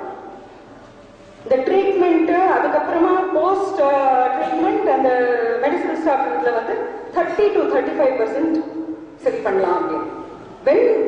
அதாவது இந்த டாக்டர்ஸ் எல்லாம் வந்து they are all outcast இப்போ. outcast doctors. இந்த regular doctors வந்து they cannot get included. They are all branded. They are anti medical fraternity அப்படிங்கிற மாதிரி branded ஆகுது. If you follow this system 100%, there is no possibility of it. Thank you very much. Thank you for the patient listening. Thank you. முதல்ல கடவுளுக்கு நன்றி. ஏன்னா நான் ரொம்ப ஆரோக்கியமாக வச்சிருக்கனால கடவுளுக்கு நன்றி. என்னுடைய பேர் வந்து விஜயகுமார். நான் வந்து சென்னையிலேருந்து வரேன். நான் வந்து உண்டாய் கார் கம்பெனி மேனுஃபேக்சரிங் யூனிட்டில் ஒர்க் பண்ணுறேன். அதாவது பார்த்தீங்கன்னா நான் வந்து ஆல்ரெடி வந்து என்னுடைய மிஸ்ஸஸ் வந்து பார்த்தீங்கன்னா டிப்ளமோ யோகா பண்ணியிருக்காங்க. அதுக்கப்புறம் பார்த்தீங்கன்னா மினிமாவும் அந்த எல்ல காகல் பண்ணி ஆல்ரெடி பண்ணியிருந்தேன். ஐயா ஸ்பீச் கடை வந்து நான் மென்னே சாப்பிட மாட்டேன், மென்னு நல்லா சாப்பிட்டு ஆரோக்கியமாக இருக்கணும் அப்படின்னு விருப்பப்படுறேன். ரொம்ப நன்றி ஐயா. வாழ்க வளமுடன். என் பேர் ஹரிப்பிரியா. நான் கும்பகோணத்துலேருந்து வரேன். எனக்கு வரும்போது ரொம்ப கஷ்டமா கவலையோட வந்தேன். இப்போ அந்த கவலையெல்லாம் இல்லை. ஆனால் எனர்ஜெட்டிக்காக இருக்கேன். முன்னாடியே நல்லா இருந்தது உடம்பு, பட் ஸ்ப்ரெட் ஆகிருக்கு தான் சொன்னாங்க தவிர நான் நல்லா இருக்கேன். ஆனால் மனசு உடைஞ்சிருந்தது. சாரோட ஹெல்ப்பால் நான் ரொம்ப நல்லா இருக்கேன். லாஸ்ட் வீக் தான் சாரை பற்றி எனக்கு தெரியும். புக் 150 பேஜஸ் தான் படிச்சிருக்கேன். அதுக்குள்ளே இப்போ இங்கே கேம்ப் இருக்குன்னு சொல்லவும் வந்துட்டேன். ரொம்ப ஹாப்பியாக இருக்கேன். இந்த month January full and full நான் ரொம்ப கஷ்டப்பட்ட மனசு. இப்போ ரொம்ப ரொம்ப ஹாப்பியாக இருக்கேன். ஸோ ரொம்ப தேங்க்ஸ். வாழ்க வளமுடன். என் பேர் எஸ் அப்துல் கபூர். நான் திண்டுக்கல்ல தான் வந்திருக்கேன். நான் எக்ஸ்போர்ட் பண்ணிட்டு இருக்கேன். எனக்கு சாரை பற்றி ஒன்றுமே தெரியாது. காலையில் 5 மணிக்கு எனக்கு ஒரு நண்பர் ஃபோன் பண்ணி இந்த மாதிரி ஒரு கேம்ப் இருக்கு, நீ போ அப்படின்னாரு. அவர் இதுக்கு முன்னாடி வந்து நான் ஒரு 20 இயர்ஸாக வந்து கண்டினியூஸ் செயின் ஸ்மோக்கர். நான் அவர்கிட்ட வந்து நான் ஸ்மோக்கிங் நிப்பாட்டிட்டேன் அப்படின்னு சொன்னோடனையும் இப்போ தான் நீ மனுஷனாக மாற வந்திருக்க, அதனால் வந்து திடீர்னு தான் காலையில் தான் எனக்கு சொல்கிறாரு. கேம்ப் ஆரம்பிக்கிறதுக்கு முன்னாடி தான் 5 மணிக்கு சொல்கிறாரு. நான் அவசர அவசரமாக எல்லாத்தையும் பேக்கில் எடுத்து போட்டுட்டு அவன் சொன்ன வேலை வாக்கா எடுத்துட்டு உள்ளே வந்தேன். உள்ளே வந்தால் கம்ப்ளீட்லி என்னுடைய லைஃப்பில் ஒரு அப்ரப்ட் சேஞ்ச் எனக்கு டெய்லி எவ்ரிடே நான் பார்த்துக்கிட்டே வந்துட்டேன். இது இல்லாமல் நான் இங்கே வரணுங்கிறது வந்து எப்பயோ எழுதப்பட்டிருக்கும் போல தெரியுது. அதனால் நான் இங்கே வந்திருக்கேன். அது இல்லாமல் இங்கே வந்ததுக்கப்புறம் என்னுடைய கான்ஃபிடன்ஸ் லெவல் முதல் இருந்ததை விட பல மடங்கு கூடிருச்சு. நான் இன்னொரு 10 நாளில் வந்து வெளிநாடு போக போகிறேன். இதுக்கு முன்னாடி போனதே கிடையாது என்னுடைய வியாபார விஷயமா. அதுக்கு அங்கே யாருமே எனக்கு தெரியாது. பட் என்னுடைய கான்ஃபிடென்ஸில் நான் போய் ஜெயிச்சு வருவேன். அதுக்காக பிரார்த்தனை பண்ணிக்கிறேன். Singer first. அவர்களுக்கு மீண்டும் ஒரு முறை வணக்கம் சொல்லி, இன்றோடு நமக்கு எந்தவித நோய் இல்லை என்று இந்த ஆனந்த சமூகத்தை விட்டு வெளியில் செல்ல நினைத்து கொண்டிருக்கும் அன்பு நெஞ்சங்களுக்கு முதல் நன்றி. அதாவது நான் அம்மா அப்படின்னு முதல்ல சொல்லியிருப்பேன். ஒரே மாதிரி மட்டும் சொல்லிக்கிறேன். எனக்கு முதல் உயிர் கொடுத்து ரத்தம் கொடுத்தது என்னுடைய அம்மா. அடுத்த 2வது ரத்தத்தை புதுப்பிச்சு இன்னைக்கு நான் உயிரோடு இருக்கிறது கொடுத்தது இந்த 2வது அம்மா. அதனால ஐயா அவர்களுடைய முதல்ல பின்பற்றுங்க. உண்மையில வந்து யாருக்கு 2000 to 3000 வரைக்கும் மாத்திரை சாப்பிட்றவங்க இருந்தா உண்மையிலே அவங்களுக்கு வந்து இதை ஃபாலோ பண்ணுனா நிச்சயம் அந்த இது கிடைக்கும். ஏன் இதுன்னா பார்த்துட்டு அலட்சியமா இருக்கிறவங்க நிறைய பேர் இருக்கிறாங்க. சீடி கொடுத்து பார்த்தேன். நான் எங்க திருப்பதி எந்தெந்த ஊருக்கு போறேன்னா என் பேக்ல 4 சீடி போட்டு கொண்டு போய் கொடுத்தேன். நலம் பெற வாழ்த்துக்கள். நன்றி. வணக்கம். என்னோட பேர் கணேஷ் கோபிநாத். நான் சென்னையில் வந்திருக்கேன். நான் ஒரு சாஃப்ட்வேர் இன்ஜினியர் இருக்கேன். ரொம்ப வருஷமாக சாஃப்ட்வேரில் ஒர்க் பண்ணிகிட்டு இருக்கேன். அப்புறம் இன்னொன்றும் ஒன்று பண்ணிகிட்டு இருக்கேன். இதை தவிர இந்த கேம்ப் பற்றி சொல்லணும்னா எனக்கு ஃபர்ஸ்ட் இவரோட புக்கு தான் ஃபர்ஸ்ட் படித்தேன். படிக்கும்போது எனக்கு ரொம்ப நார்மலாக இருந்தது. எனக்கு ரொம்ப பிடிச்சிருந்தது. ஏன்னா ரொம்ப ஓப்பனாக இருந்தது. எல்லாமே வந்துட்டு எதையும் இதில் மறைக்கல வைக்கிறதுக்கு எதுவும் இல்லை. இந்த சூட்சமோ ஈச்சமோலாம் சொல்கிற மாதிரி நம்ம நல்லா யோசிச்சு பார்த்து அதெல்லாம் அந்த எல்லாருக்கும் புரியுற மாதிரி எனக்கும் புரியுற மாதிரி சொல்லியிருக்காரு. இப்போ வந்து இங்கே வந்ததுக்கப்புறம் எனக்கு ஒரு ரொம்ப நிறைய விஷயங்கள் தெரிஞ்சிருக்கு. இதெல்லாம் நான் எப்படி அப்ளை பண்ண போறேன்னு தெரியல. நான் கண்டிப்பாக ஒவ்வொன்றா ட்ரை பண்ணுவேன். நான் ரொம்ப சந்தோஷமா வந்தேன். எனக்கு ஹெல்த்லாம் எந்த பிரச்சனையும் இல்லை. ரொம்ப சந்தோஷமா வந்தேன். இங்கேருந்து ரொம்ப சந்தோஷமா கிளம்புறேன். வேற எதுவும் சொல்றதுக்கு இல்லை. தேங்க்யூ. முதலாவது கடவுளுக்கு நன்றி. 2வது அருமையான சகோதரன் பாஸ்கர் சாருக்கு மிக்க நன்றி. நான் நிறைய மாத்திரை சாப்பிட்றேன். ஆனால் இங்கே வந்ததுலேருந்து அந்த மாத்திரை சாப்பிடக்கூடாத முதல்ல ஒரு டிசிஷன் வந்தது. அவ்வளோ மாத்திரை சாப்பிடக்கூடாது, தேவைக்கு மட்டும் சார் ஒரு வார்த்தை சொன்னார். உடனே நிறுத்திடாதீங்க, கொஞ்சம் கொஞ்சமாக நிறுத்துங்க அப்படின்னு சொல்லிட்டு, அதனால் கொஞ்சம் கொஞ்சமாக நிறுத்த நான் ட்ரை பண்ணேன். ரெண்டாவது இங்கே வந்த பிறகு எனக்கு ஒரு ரொம்ப சந்தோஷம் என்னன்னா, என்னுடைய ஆவிக்குரிய விஷயம்லாம் அது எப்படி விளக்கத்துக்கு டைம் இல்லை, அதுக்கும் இவர் சொன்ன பாயிண்ட்ஸ்க்கும் நிறைய ஒத்து போச்சு. ஏன்னா பைபிளில் மற்ற குரான்லாம் பார்த்தா உண்மையிலே இவர் சொன்ன அத்தனை வார்த்தைகளும் அதில் அடங்கியிருக்கு. இந்த சப்கான்ஷியஸ் சொன்னார் இல்லையா, அதில் அழிக்கணும்னு, அதே மாதிரி தான் பைபிள் போட்டுட்டு அதை வந்து மற்றவங்க செய்யறதை மறக்கணும்னு அதே விதமாக தான் இவரும் சொன்னார். அந்த வார்த்தைகள்லாம் ரொம்ப அருமையாக எனக்கு இருந்தது. அது மாத்திரமல்ல, நான் ஒன்றே ஒன்றுனா நாங்கள் சந்தோஷமாக இருக்கோம். ஏன்னா இன்னொருத்தர் எங்களுக்கு சொல்லி சும்மா நாங்கள் வந்தோம். என்னுடைய கணவருடைய ஃப்ரெண்டு சொன்னார், இந்த கேம்புக்கு நீங்கள் போங்கன்னா நானும் எங்கள் கணவர் வந்தோம், ரொம்ப சந்தோஷமாக இருக்கும். ரெண்டாவது இவருடைய ஸ்பீச் வந்து எங்களுக்கு ரொம்ப ஆறுதலாகவும் இருந்தது. ஒன்றே ஒன்று சொல்லணும், என்னன்னா ஒரு தீர்க்க தரிசனம் சொல்லுவாங்க, அந்த தீர்க்க தரிசனமாக சொல்கிறேன், எல்லா பேட்சோட இந்த பேட்ச் அவருக்கு ஆசீர்வாதமாக இருக்கும். ஏன்னா எல்லா பேட்சுமே ஒரு சந்தோஷத்தையும் ஒரு அன்பையும் அனுபவிச்சிருப்பாரு. ஆனால் இந்த பேட்சில் எந்த பேட்சுமே அனுபவிக்காத ஒரு சந்தோஷம், ஒரு ஆசீர்வாதம் அவருக்கு இருக்கும். நான் அதை நம்புகிறேன். ஐயா வணக்கம், என் பேர் ஸ்ரீதருங்க. நான் கேரளா பாலக்காட்லேருந்து வரேன். இபியில் ஒர்க் பண்ணிட்டு இருக்கிறேன். ஒரு நாள் மத்தியானம் நல்லா வெயிலில் ஒர்க் பண்ணிட்டு வரும்போது எங்கள் ஆஃபீஸுக்கு ஒரு ஸ்டாஃபு அங்கே டிரான்ஸ்ஃபார்மர் ஒயரு செக்அப் பண்ணுறதுக்கு வேண்டி ஒரு பாட்டில் குடிச்சிட்டுங்க, ட்ரிங்கிங் வாட்டர் பாட்டிலில் அவர் வந்து மடமடம் எடுத்து குடிச்சிட்டாரு. ஒரு 100-150 உள்ள போயிருக்கு. அவரை என்ன குடிச்சேன்னு கேட்டால் அப்பாவுக்கும் வாமிட் வர மாதிரி இருந்துன்னு சொன்னாங்க. ஐயோ அது குடிச்சுன்னா உடம்புக்கு ரொம்ப மோசம். என்ன பண்ணாங்க, அதுக்குள்ள எல்லாரும் மாதிரி போய் டாக்டர் எல்லாம் கூப்பிட்டாங்க. நீங்கள் முதல்ல போய் ஐசியில் அட்மிட் ஆகுங்க, அப்போதான் தெரியும். முதல்ல ஐசி புக் பண்ணி வைக்கலாம்னு சொன்னாங்க. 2-3 சொன்னேன். அதுக்கடையில் அப்போ எனக்கு ஞாபகத்தில் கோயம்புத்தூர் சாரோட நிகழ்ச்சி நான் போய் பார்த்துருந்தேன். அப்போ ஞாபகம் வந்து நான் கூப்பிட்டு கேட்டப்போ அவர் ஒன்றும் சொல்ல, பேசாமல் வீட்டில் ரெஸ்ட் எடுங்க, எலுமிச்சம்பழம் குடிச்சு அது மட்டும் சாப்பிட்டு அந்த ட்ரிங்க்ஸ் மட்டும் சாப்பிடுங்க, நைட்டு படுக்கும்போது லேசாக கஞ்சி குடிச்சு கொட்டனை இருக்குல்ல காஸ்ட்ரோல் அது குடிச்சு போட்டு போட தெரியும், எல்லாம் தெரியாது சொன்னேன். கண்டிப்பாக ஏன்னா அந்த வார்த்தை கேட்டதை நான் அவருக்கு சொன்னப்போ அவர் என்ற பேரை வச்சு நம்பிக்கைனால அவர் அதே மாதிரி பண்ணாங்க. வீட்டில் ஒரு மனுஷன் சொல்ல, ஆஃபீஸில் 4 பேருக்கு தெரியும். அப்படியே வீட்டில் படுத்துருங்க, விடிய காலம் 3-4 மணிக்கு எழுந்திரிச்சு அது பூரா போச்சுங்களாமா. அப்போ சொன்னாங்க இது கண்டிப்பாக கெரோசின் சம்பந்தப்பட்ட இது, அதனால அது கண்டிப்பாக உயிர் இழப்புக்கு வாய்ப்பு இருக்கு, 2-3 லட்சம் செலவான ரீதியெல்லாம் சொன்னாங்க. அப்படி பொழைச்சி வந்த பொழைக்கிற காரணமாக ஐயாவுக்கு கோடி நன்றி. அந்த பையன் வேற யாருக்கு, நானே தான். தேங்க்யூ. ரொம்ப பிடிக்கும். லைக் இங்க வந்து இருந்தப்போ எல்லாரும் கேட்டாங்க அவனுக்கு என்னமா ஆச்சு, என்ன இருக்குன்ட்டு. பட் சிம்பிளா சொன்னா ஹெல்த்தியா இருக்கிறது ரொம்ப பிடிக்கும். அங்க ஜிம் போறோம், என்னென்னமோ சொன்னாங்க. பட் இவங்க வீடியோஸ் பார்க்கும்போது பயங்கர ஈஸியா இருந்துச்சு. எல்லாமே உட்காந்து சாப்பிடணும், 10 minutes நம்மளுக்கு ஒதுக்கணும், அவ்வளவுதான், பிடிச்ச விஷயம் சாப்பிடணும் எல்லாமே. ஸோ அது ரொம்ப ஜாலியாக இருந்துச்சு. ப்ளஸ் அவங்களோட வீடியோஸ் வந்து பார்த்தீங்கன்னா எனக்கு ரொம்ப இன்ட்ரெஸ்டிங்காக இருந்துச்சு. எங்கள் அம்மா தூங்குவாங்க, ஒரு எனக்கு ரொம்ப இன்ட்ரெஸ்டிங்காக இருந்துச்சு. பார்த்ததுக்கு இந்தியன் என்ன சொல்கிறது, அந்த ஹேர்பல் அது இதுன்னு வந்து எனக்கு எல்லாம் யாரும் சொல்லிக் கொடுக்க போகிறதும் இல்லை, நல்லா தெரிஞ்சுக்க முடியும்னு தெரில. பட் ஈஸியாக ஒரு வீடியோ போட்டோன்னே எல்லாமே தெரியுது. நம்ம ஹிஸ்ட்ரி என்ன, ஹிஸ்ட்ரி பிடிக்கும் வேறு, ஸோ ஹிஸ்ட்ரி என்ன பண்ணிடணும் எல்லாமே தெரிஞ்சு. அப்புறம் இந்த கேம்புக்கு வந்து எனக்கு ரொம்ப ஆசை. அப்புறம் தான் சொன்னார் சீக்ரெட் அப்படின்ட்டு. அப்புறம் எனக்கு கொஞ்சம் ஓகே, நான் வந்து சீக்ரெட் அப்ளை பண்ணியிருக்கேன். எங்கள் டேடி கேட்டேன், எங்கள் அம்மா கேட்டேன். எங்கள் டேடி வந்து ஃபஸ்ட்டு யோசிக்கலாம்னாங்க. அப்புறம் 2 மாதத்துல ஓகே போயிட்டு வரலான்ட்டாங்க. நாங்களும் வந்துட்டோம். சும்மா எல்லாம் ஜாலியாக இருந்துச்சு. ஃப்ரெண்ட்ஸ் எல்லாம் நல்லா பார்த்துக்கிட்டாங்க, எல்லாம் ஜாலியாக இருந்தோம். ஸோ எல்லாருக்கும் ரொம்ப தேங்க்ஸ். கண்டிப்பாக ஓகே, அவ்வளோதான். தேங்க்யூ. மெயினாக உங்களுக்கு தேங்க்ஸ். எல்லோருக்கும் வணக்கம். என்னோட பேர் கோவிந்தராஜ். சென்னையிலேருந்து வரேன். நான் ஒரு கார் கம்பெனியில் ஒர்க் பண்ணுறேன். சொந்த ஊர் வந்து சேலம்.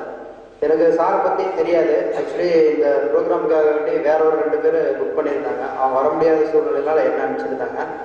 இருந்தாலும் எனக்கு வந்து பார்த்தீங்கன்னா ஒரு ப்ராப்ளம் இருக்குது, டயபெட்டிக். எனக்கு இந்த டயபெட்டிக் வந்தனாலேருந்து எனக்கு வந்து கொஞ்சம் கூட நம்பிக்கை இல்லை. இது எல்லாமே சொல்லுவாங்க, டாக்டர் உட்பட எல்லாமே. மெடிசன் மேக்ஸிமம் நான் எடுக்கவே மாட்டேன். டாக்டர் கூட சொல்லுவார் மருந்து சாப்பிட்டே தான் ஆகும் அப்படின்னு சொல்லுவார். ஆனால் இந்த மருந்து போட்டால் எனக்கு பிடிக்கவே பிடிக்காது. எதுனாலும் ரியாக்ஷன்லாம் ஆகும் உடம்புல. அந்த அலோபதி சாப்பிடும்போது பார்த்தீங்கன்னா சுகர் வந்து 500 அந்த மாதிரி 400 அந்த மாதிரிலாம் போகும். திருப்பி ஏதாவது டயட் பண்ணுறது வந்து திருப்பி அந்த டைமில் டாக்டர்கிட்ட போவேன், ஏதாவது மெடிசன் வாங்க அப்படி சாப்பிடுவேன். ஆனால் எனக்கு வந்து இது கண்டிப்பாக குணப்படுத்த முடியாதுங்கிற ஒரு நம்பிக்கை என் மனசில் வரவே இல்லை உண்மையாகவே.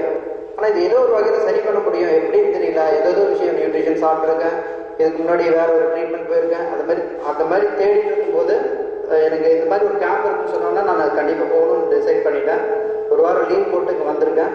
ஸோ இன்னைக்கு வந்ததுக்கப்புறம் நிறைய விஷயம், புது விஷயம் வந்து உடம்புனா என்ன, ரத்தம்னா என்ன, அது எப்படி வேலை செய்யுது அதெல்லாம் கேட்கும்போது அதில் வந்து நான் அதில் இதுக்கு முன்னாடி என்ன தப்பு செஞ்சுருந்தேன் நடைமுறையில், அதெல்லாம் வந்து சார் சொல்லும்போது 100% எல்லாம் ஒத்து போகுது. ஏன்னா காலையில் 6 மணிக்கு அதாவது 3 ஷிஃப்ட் ஆப்ரேஷன் எங்கள் கம்பெனியில் 6 மணிக்கு சாப்பிட்டு தான் ஆகும். பசிக்கல அதை பற்றிலாம் அவங்க எதிர்பார்க்க மாட்டாங்க. திருப்பி 11 மணிக்கு லஞ்ச். அந்த 8 மணி நேரத்தில் 3 வேளை சாப்பிடணும், டீ வரணும்னா சாப்பிடணும், இந்த டைமுக்குள்ளே சாப்பிட்டு தான் ஆகணும். அந்த மாதிரி ஒரு சுச்சுவேஷனில் இருந்திருக்கேன். அதே மாதிரி வந்து பார்த்தீங்கன்னா அந்த 1/2 மணி நேரம் தான் சாப்பிட்றதுக்கு, நீங்கள் என்ன ஃபுட்டு கொடுத்தாலும் 1/2 மணி நேரத்தில் சாப்பிடணும். அதை மெல்ல குடிக்கிறீங்க, அதை பற்றிலாம் அவங்க கவலையே பண்ண மாட்டாங்க. அதேமாதிரி நமக்கும் அந்த வேலை பணம் அப்படிங்கிறதுனால நிறைய விஷயம் நம்ம மாற்றிக்காமல் விட்டோம். ஸோ இவர் சொல்லும்போது எல்லாமே புரியுது, நிறைய விஷயம் மாற்றிக்கிட்டா எல்லாமே சரியாயிடும். மருந்து மாத்திரை தேவையில்லாத நல்லா உணர முடியுது. கண்டிப்பாக இந்த இவர் மூலமாக அந்த ஆரோக்கியம் உலகம் முழுக்க நமக்கு மட்டும் இல்லை, நம்ம குடும்பத்துக்கும் இங்கே இருக்கக்கூடிய உலகத்தில் உள்ள எல்லாருக்கும் மொத்த பேருக்கும் கிடைக்குங்கிற நம்பிக்கை எனக்கு வந்திருக்கு. ரொம்ப நன்றி. என்னோட பேர் முருகேசன். நான் சென்னையிலேருந்து வர்றேன். என்னோட சொந்த ஊர் மதுரை. நான் வந்து ஓப்பன் ஹார்ட் சர்ஜரி பண்ணி பைபாஸ் சர்ஜரி பண்ணியிருக்கேன். டெய்லி வந்து 10 யூனிட் இன்சுலினை நைட்டு வேறு இன்சுலின் போட்டுருக்கேன். எனக்கு வந்து என்னோட மைத்தினர், என்னோட ஒய்ஃபோட தம்பி செங்கல்பேட்டில் இவரோட ப்ரோக்ராம் பார்த்து என்னையும் ஹாஸ்பிட்டல் பண்ணியிருந்தாரு. அங்கே போய் அட்டன் பண்ணோம். இவர் முறைப்படியே சாப்பிட்டு பழகினேன். எனக்கு 10 யூனிட்ல இருந்து 4 யூனிட்டாக மாறிட்டேன். அப்புறம் இங்கே வந்து ப்ரோக்ராம் செட் பண்ணி கொடுத்தாரு, அது என் மைத்தினர் தான். இங்கே வந்து நான் இருந்து இதுவரைக்கும் நான் இன்சுலின் போடவே இல்லை. அப்படிதான் என்னோட முயற்சியோட ஐயாவோட பலன் எப்படின்றது நீங்களே நேரடியாக தெரிஞ்சுக்கலாம். என் பேர் பாலசுப்ரமணியம். சென்னையில் ஜேஜே ஆட்டோமேஷன்ற ஒரு கம்பெனி வச்சுருக்கேன். அங்கே என்ன பண்ணுறோன்னா சின்ன ரோபோ மிஷின்ஸ்லாம் பண்ணுறோம். எனக்கு வந்து ஃபுல் ரோபோ செய்ய தெரியும், ஆனால் என் உடம்பு பற்றி தெரியாது. எனக்கு வந்து வீட்டில் வந்து ஒரு பேர் வைப்பாங்க. என்ன பேர்னா சீக்காலி. எந்த நேரமும் என் பாக்கெட்டில் பார்த்தீங்கன்னா செட்ராஜன் மாத்திரை, சேடான் மாத்திரை இதெல்லாம் எப்போதுமே இருக்கும். எப்போதுமே எங்கே போனாலும் தலைவலியோ ஃபீவரோ ஏதாவது ஒன்று வந்துகிட்டே இருக்கும். இதுக்காக பார்த்தீங்கன்னா கையில் சுடு தண்ணி வச்சிருப்பேன். எங்கேயாவது தவிர தண்ணி ஒரு சொட்டு எமர்ஜென்சி குடிச்சேன்னா அவ்வளோதான், 2 நாள் லீவு கம்பெனி. அந்த சுச்சுவேஷன் இருந்துச்சு. அப்போதான் சாரோட சீரியை பார்த்தேன். சீரியை பார்த்து 3 வாரம் கண்டினியூஸாக ஃபாலோ பண்ணேன். என் உடம்பு வந்து டோட்டலாக ஆப்போசிட்டாக மாறிடுச்சு. அதோட தான் தெரிஞ்சுக்கிட்டேன் அந்த செல்ஸோட எஃபெக்டை பற்றி. அதனால எல்லாரும் ரொம்ப அதிகமாக யோசிக்காதீங்க. நீங்கள் வந்து ட்ரீட் பண்ண போகிறது ஒரே ஒரு செல்லை. நிறைய படிச்சுக்கிட்டே இருப்பேன். ஸோ அந்த ஆர்வத்தில் யூடியூப்ல தான் ஃபர்ஸ்ட் பார்த்தேன் சாரோட வீடியோஸு. ஒரு 6 மணி வாக்கில் ஆரம்பித்தேன். தூக்கமே வரல. அது வந்து அவ்வளோ இன்ட்ரெஸ்டிங்காக இருந்துச்சு. ஸோ பார்த்துக்கிட்டே இருந்தேன். ஒரு 2 மணி 3 மணி ஆச்சு, தூக்கமே வரல. பார்த்துக்கிட்டே இருந்தேன். அப்புறம் வந்து ஃபுல்லாக எல்லா 10 வீடியோவும் பார்த்து முடித்தேன். அப்புறம் அப்பா அம்மாவுக்கும் சொன்னேன் இந்த மாதிரி பாருங்க அப்படின்னு சொல்லிட்டு. அவங்களும் நிறைய மருந்து மாத்திரை இப்படி சாப்பிட்டு இருக்காங்க. ஸோ அப்புறம் வந்து சரி நம்ம கேம்புக்கு போயிட்டு வந்துடுவோம். அப்போ வந்து அவங்களுக்கு நேரில் அவர் சொல்லும் போது அவங்களுக்கு நிச்சயமா வந்து கன்வின்சிங்காக இருக்கும் அப்படின்னு தான் கூப்பிட்டு வந்தேன். நிச்சயமா ஒரு நல்ல எக்ஸ்பீரியன்ஸாக இருந்தது. அப்புறம் தான் தெரிஞ்சது லைக் நம்ம எவ்வளோ விஷயங்கள் நம்ம தப்பா பண்ணிட்டு இருக்கோம், அது சரின்னு நினைச்சு பண்ணிட்டு இருக்கோம் அப்படின்னு சொல்லிட்டு. ஸோ ரொம்ப தேங்க்ஸ் சார். இது ஒரு நல்ல அனுபவமா இருந்துச்சு. இந்த கேம்ப்ல எல்லாருமே வந்து அதான் சமைக்கிறவங்க அந்த கலை ரொம்ப நல்லா, அதாவது சாப்பிடும் போதே நம்மளுக்கு தெரிஞ்சது எவ்வளோ வந்து அன்பா சமைச்சிருப்பாங்க அப்படின்னு சொல்லிட்டு. எல்லாருக்கும் நன்றி. வாழ்க வளமுடன், வாழ்க வளமுடன். நான் இது வரைக்கும் மேடையில் நின்று பேசுனது கிடையாது. அப்படி வறுமையாக இருந்தால் எனக்கு வேறு தெரிஞ்சு முறையாக வந்து எல்லாரும் முன்னாடி பேசுகிறேன். வாழ்க வளமுடன். என் பேர் மாறிமுத்துங்க. நான் திருநெல்வேலியிலிருந்து வரேன். நான் ஒர்க் பண்ணுறது வந்து டாஸ்மார்க்கில் ஒர்க் பண்ணுறேன். எனக்கு இந்த மாதம் ஈவில் வேலை கிடைக்க போயிருக்கு. எனக்காக மொத்தமாக எல்லாரும் சேர்ந்து கூட்டு பிரேயர் பண்ணுங்க. ஆண்டவருக்கு நன்றி. வணக்கம்.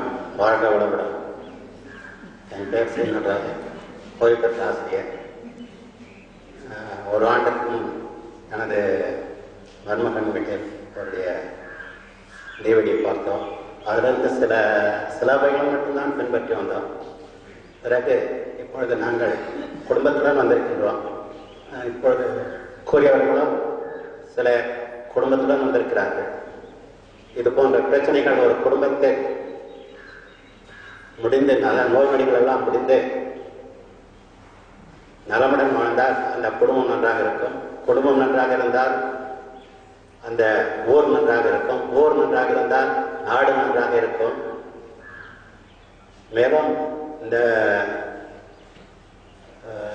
நிகழ்ச்சி மேன்மேலும் ஆள் போல தழைத்து வளர அனைவரும் தினமும் பிரார்த்தனை செய்வோம். நன்றி, வணக்கம். வாழ்க வளமுடன். என் பேர் ஞான சங்கீதா. நான் திருப்பதிலிருந்து வந்திருக்கேன். முதல்ல பாஸ்கரையா குறைஞ்சது 380 வருடங்களாவது வாழணும்.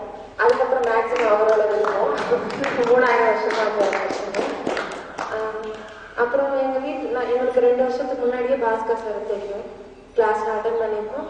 அப்போ அதுக்கு முன்னே என்னன்னா எங்களுக்கு ஒரு நாலேஜ், எங்கள் அப்பாவுக்கு எங்களுக்குலாம் டாக்டர் எழுதி கொடுத்த மெடிசன் சாப்பிடலாம், நம்மளே போய் மெடிக்கல் ஷாப்பில் வாங்கி சாப்பிடக்கூடாது. எங்கள் அம்மா ஏதாவது கால் வலி கை வலி வந்தால் சின்ன வலி வந்தால் கூட எனக்கு பச்சை மாத்திரை வாங்கி கொடுங்க, பச்சை மாத்திரை வாங்கி கொடுங்க. அவங்க தெரிஞ்ச லேபிள் கலர் பச்சையில் இருக்கும், அதையே வாங்கி சாப்பிட்டு இருக்காங்க. நாங்கள் எவ்வளோ சொன்னாலும் கேட்க மாட்டாங்க. இவரோட சிடி கேட்டது அடுத்த நாளே விட்டுட்டாங்க, அது கேட்கறதே இல்லை. அதுக்கப்புறம் ஒரு 2-3 வருஷம் ஆச்சு. அதுக்கப்புறம் மெடிசனே யூஸ் பண்ணல. இப்போ மட்டும் பொங்கல் டைம்ல ஃபீவர் வந்தது. ஃபீவர் வந்துச்சு. அப்பவும் ஒன் வீக் எதுவும் டாக்டர் கிட்ட போகாம எங்கேயும் போகாம தான் இருந்தாங்க. ஆனா பொங்கல் வந்துருச்சு, பொங்கல் வேலை செய்யணும்னுட்டு டாக்டர் கிட்ட போனாங்க. டாக்டர் கிட்ட போனாங்களோ இல்லையோ ஒரு 1500 ரூபாய்க்கு மெடிசன்லாம் எழுதி கொடுத்துட்டாங்க. அப்புறம் சுகர் இருக்குது, சுகர் டெஸ்ட் பண்ண வச்சுட்டாங்க. எல்லாம் எழுதி கொடுத்தாங்க. அதனால ஒரு வாரத்துல கிளம்பி இங்க வந்துட்டோம். அதெல்லாம் மறுபடியும் ஆகிட்டு அதுக்கப்புறம் மைண்டு போயிடுவோம் அப்படின்ட்டு. அதுக்கப்புறம் எங்க அப்பா வந்து டெய்லியும் மத்தியானம் சாப்பிட்டுட்டு சட்டி நியூஸ் பார்ப்பாங்க. அதுல டெய்லியும் ஒரு கொள்ளை நகை திருடு தான் போட்டுட்டே இருப்பாங்க. அப்ப அதை பார்க்காதப்பா, அதை பார்த்தா நம்மளுக்கு அதே மைண்ட்ல இருக்கும், அதனால ஏதாவது நடக்கும் சொல்லுவோம். ஆனா அவர் கேட்கவே மாட்டாரு. இதெல்லாம் பார்த்தாதான் உலகத்தை பத்தி தெரிஞ்சு முடியும் அப்படின்னு கேட்பாரு. அதுக்கப்புறம் என்னாச்சு, ஒரு நாள் நல்ல வேலை தலைக்கு வந்தது தலைப்பாவோட போச்சுன்ற மாதிரி ஒரு நெக்லஸ் மட்டும் காணாம போயிடுச்சு. அது எப்படி போச்சுன்னு தெரியல யாருக்கும். ஆனா அதை திருட வராம கொஞ்சத்துல போயிடுச்சு. டெய்லியும் ஒரு திருட்டு நியூஸை பார்த்துட்டு இருப்பாரு. அவர் நினைச்சதே நடந்துருச்சு.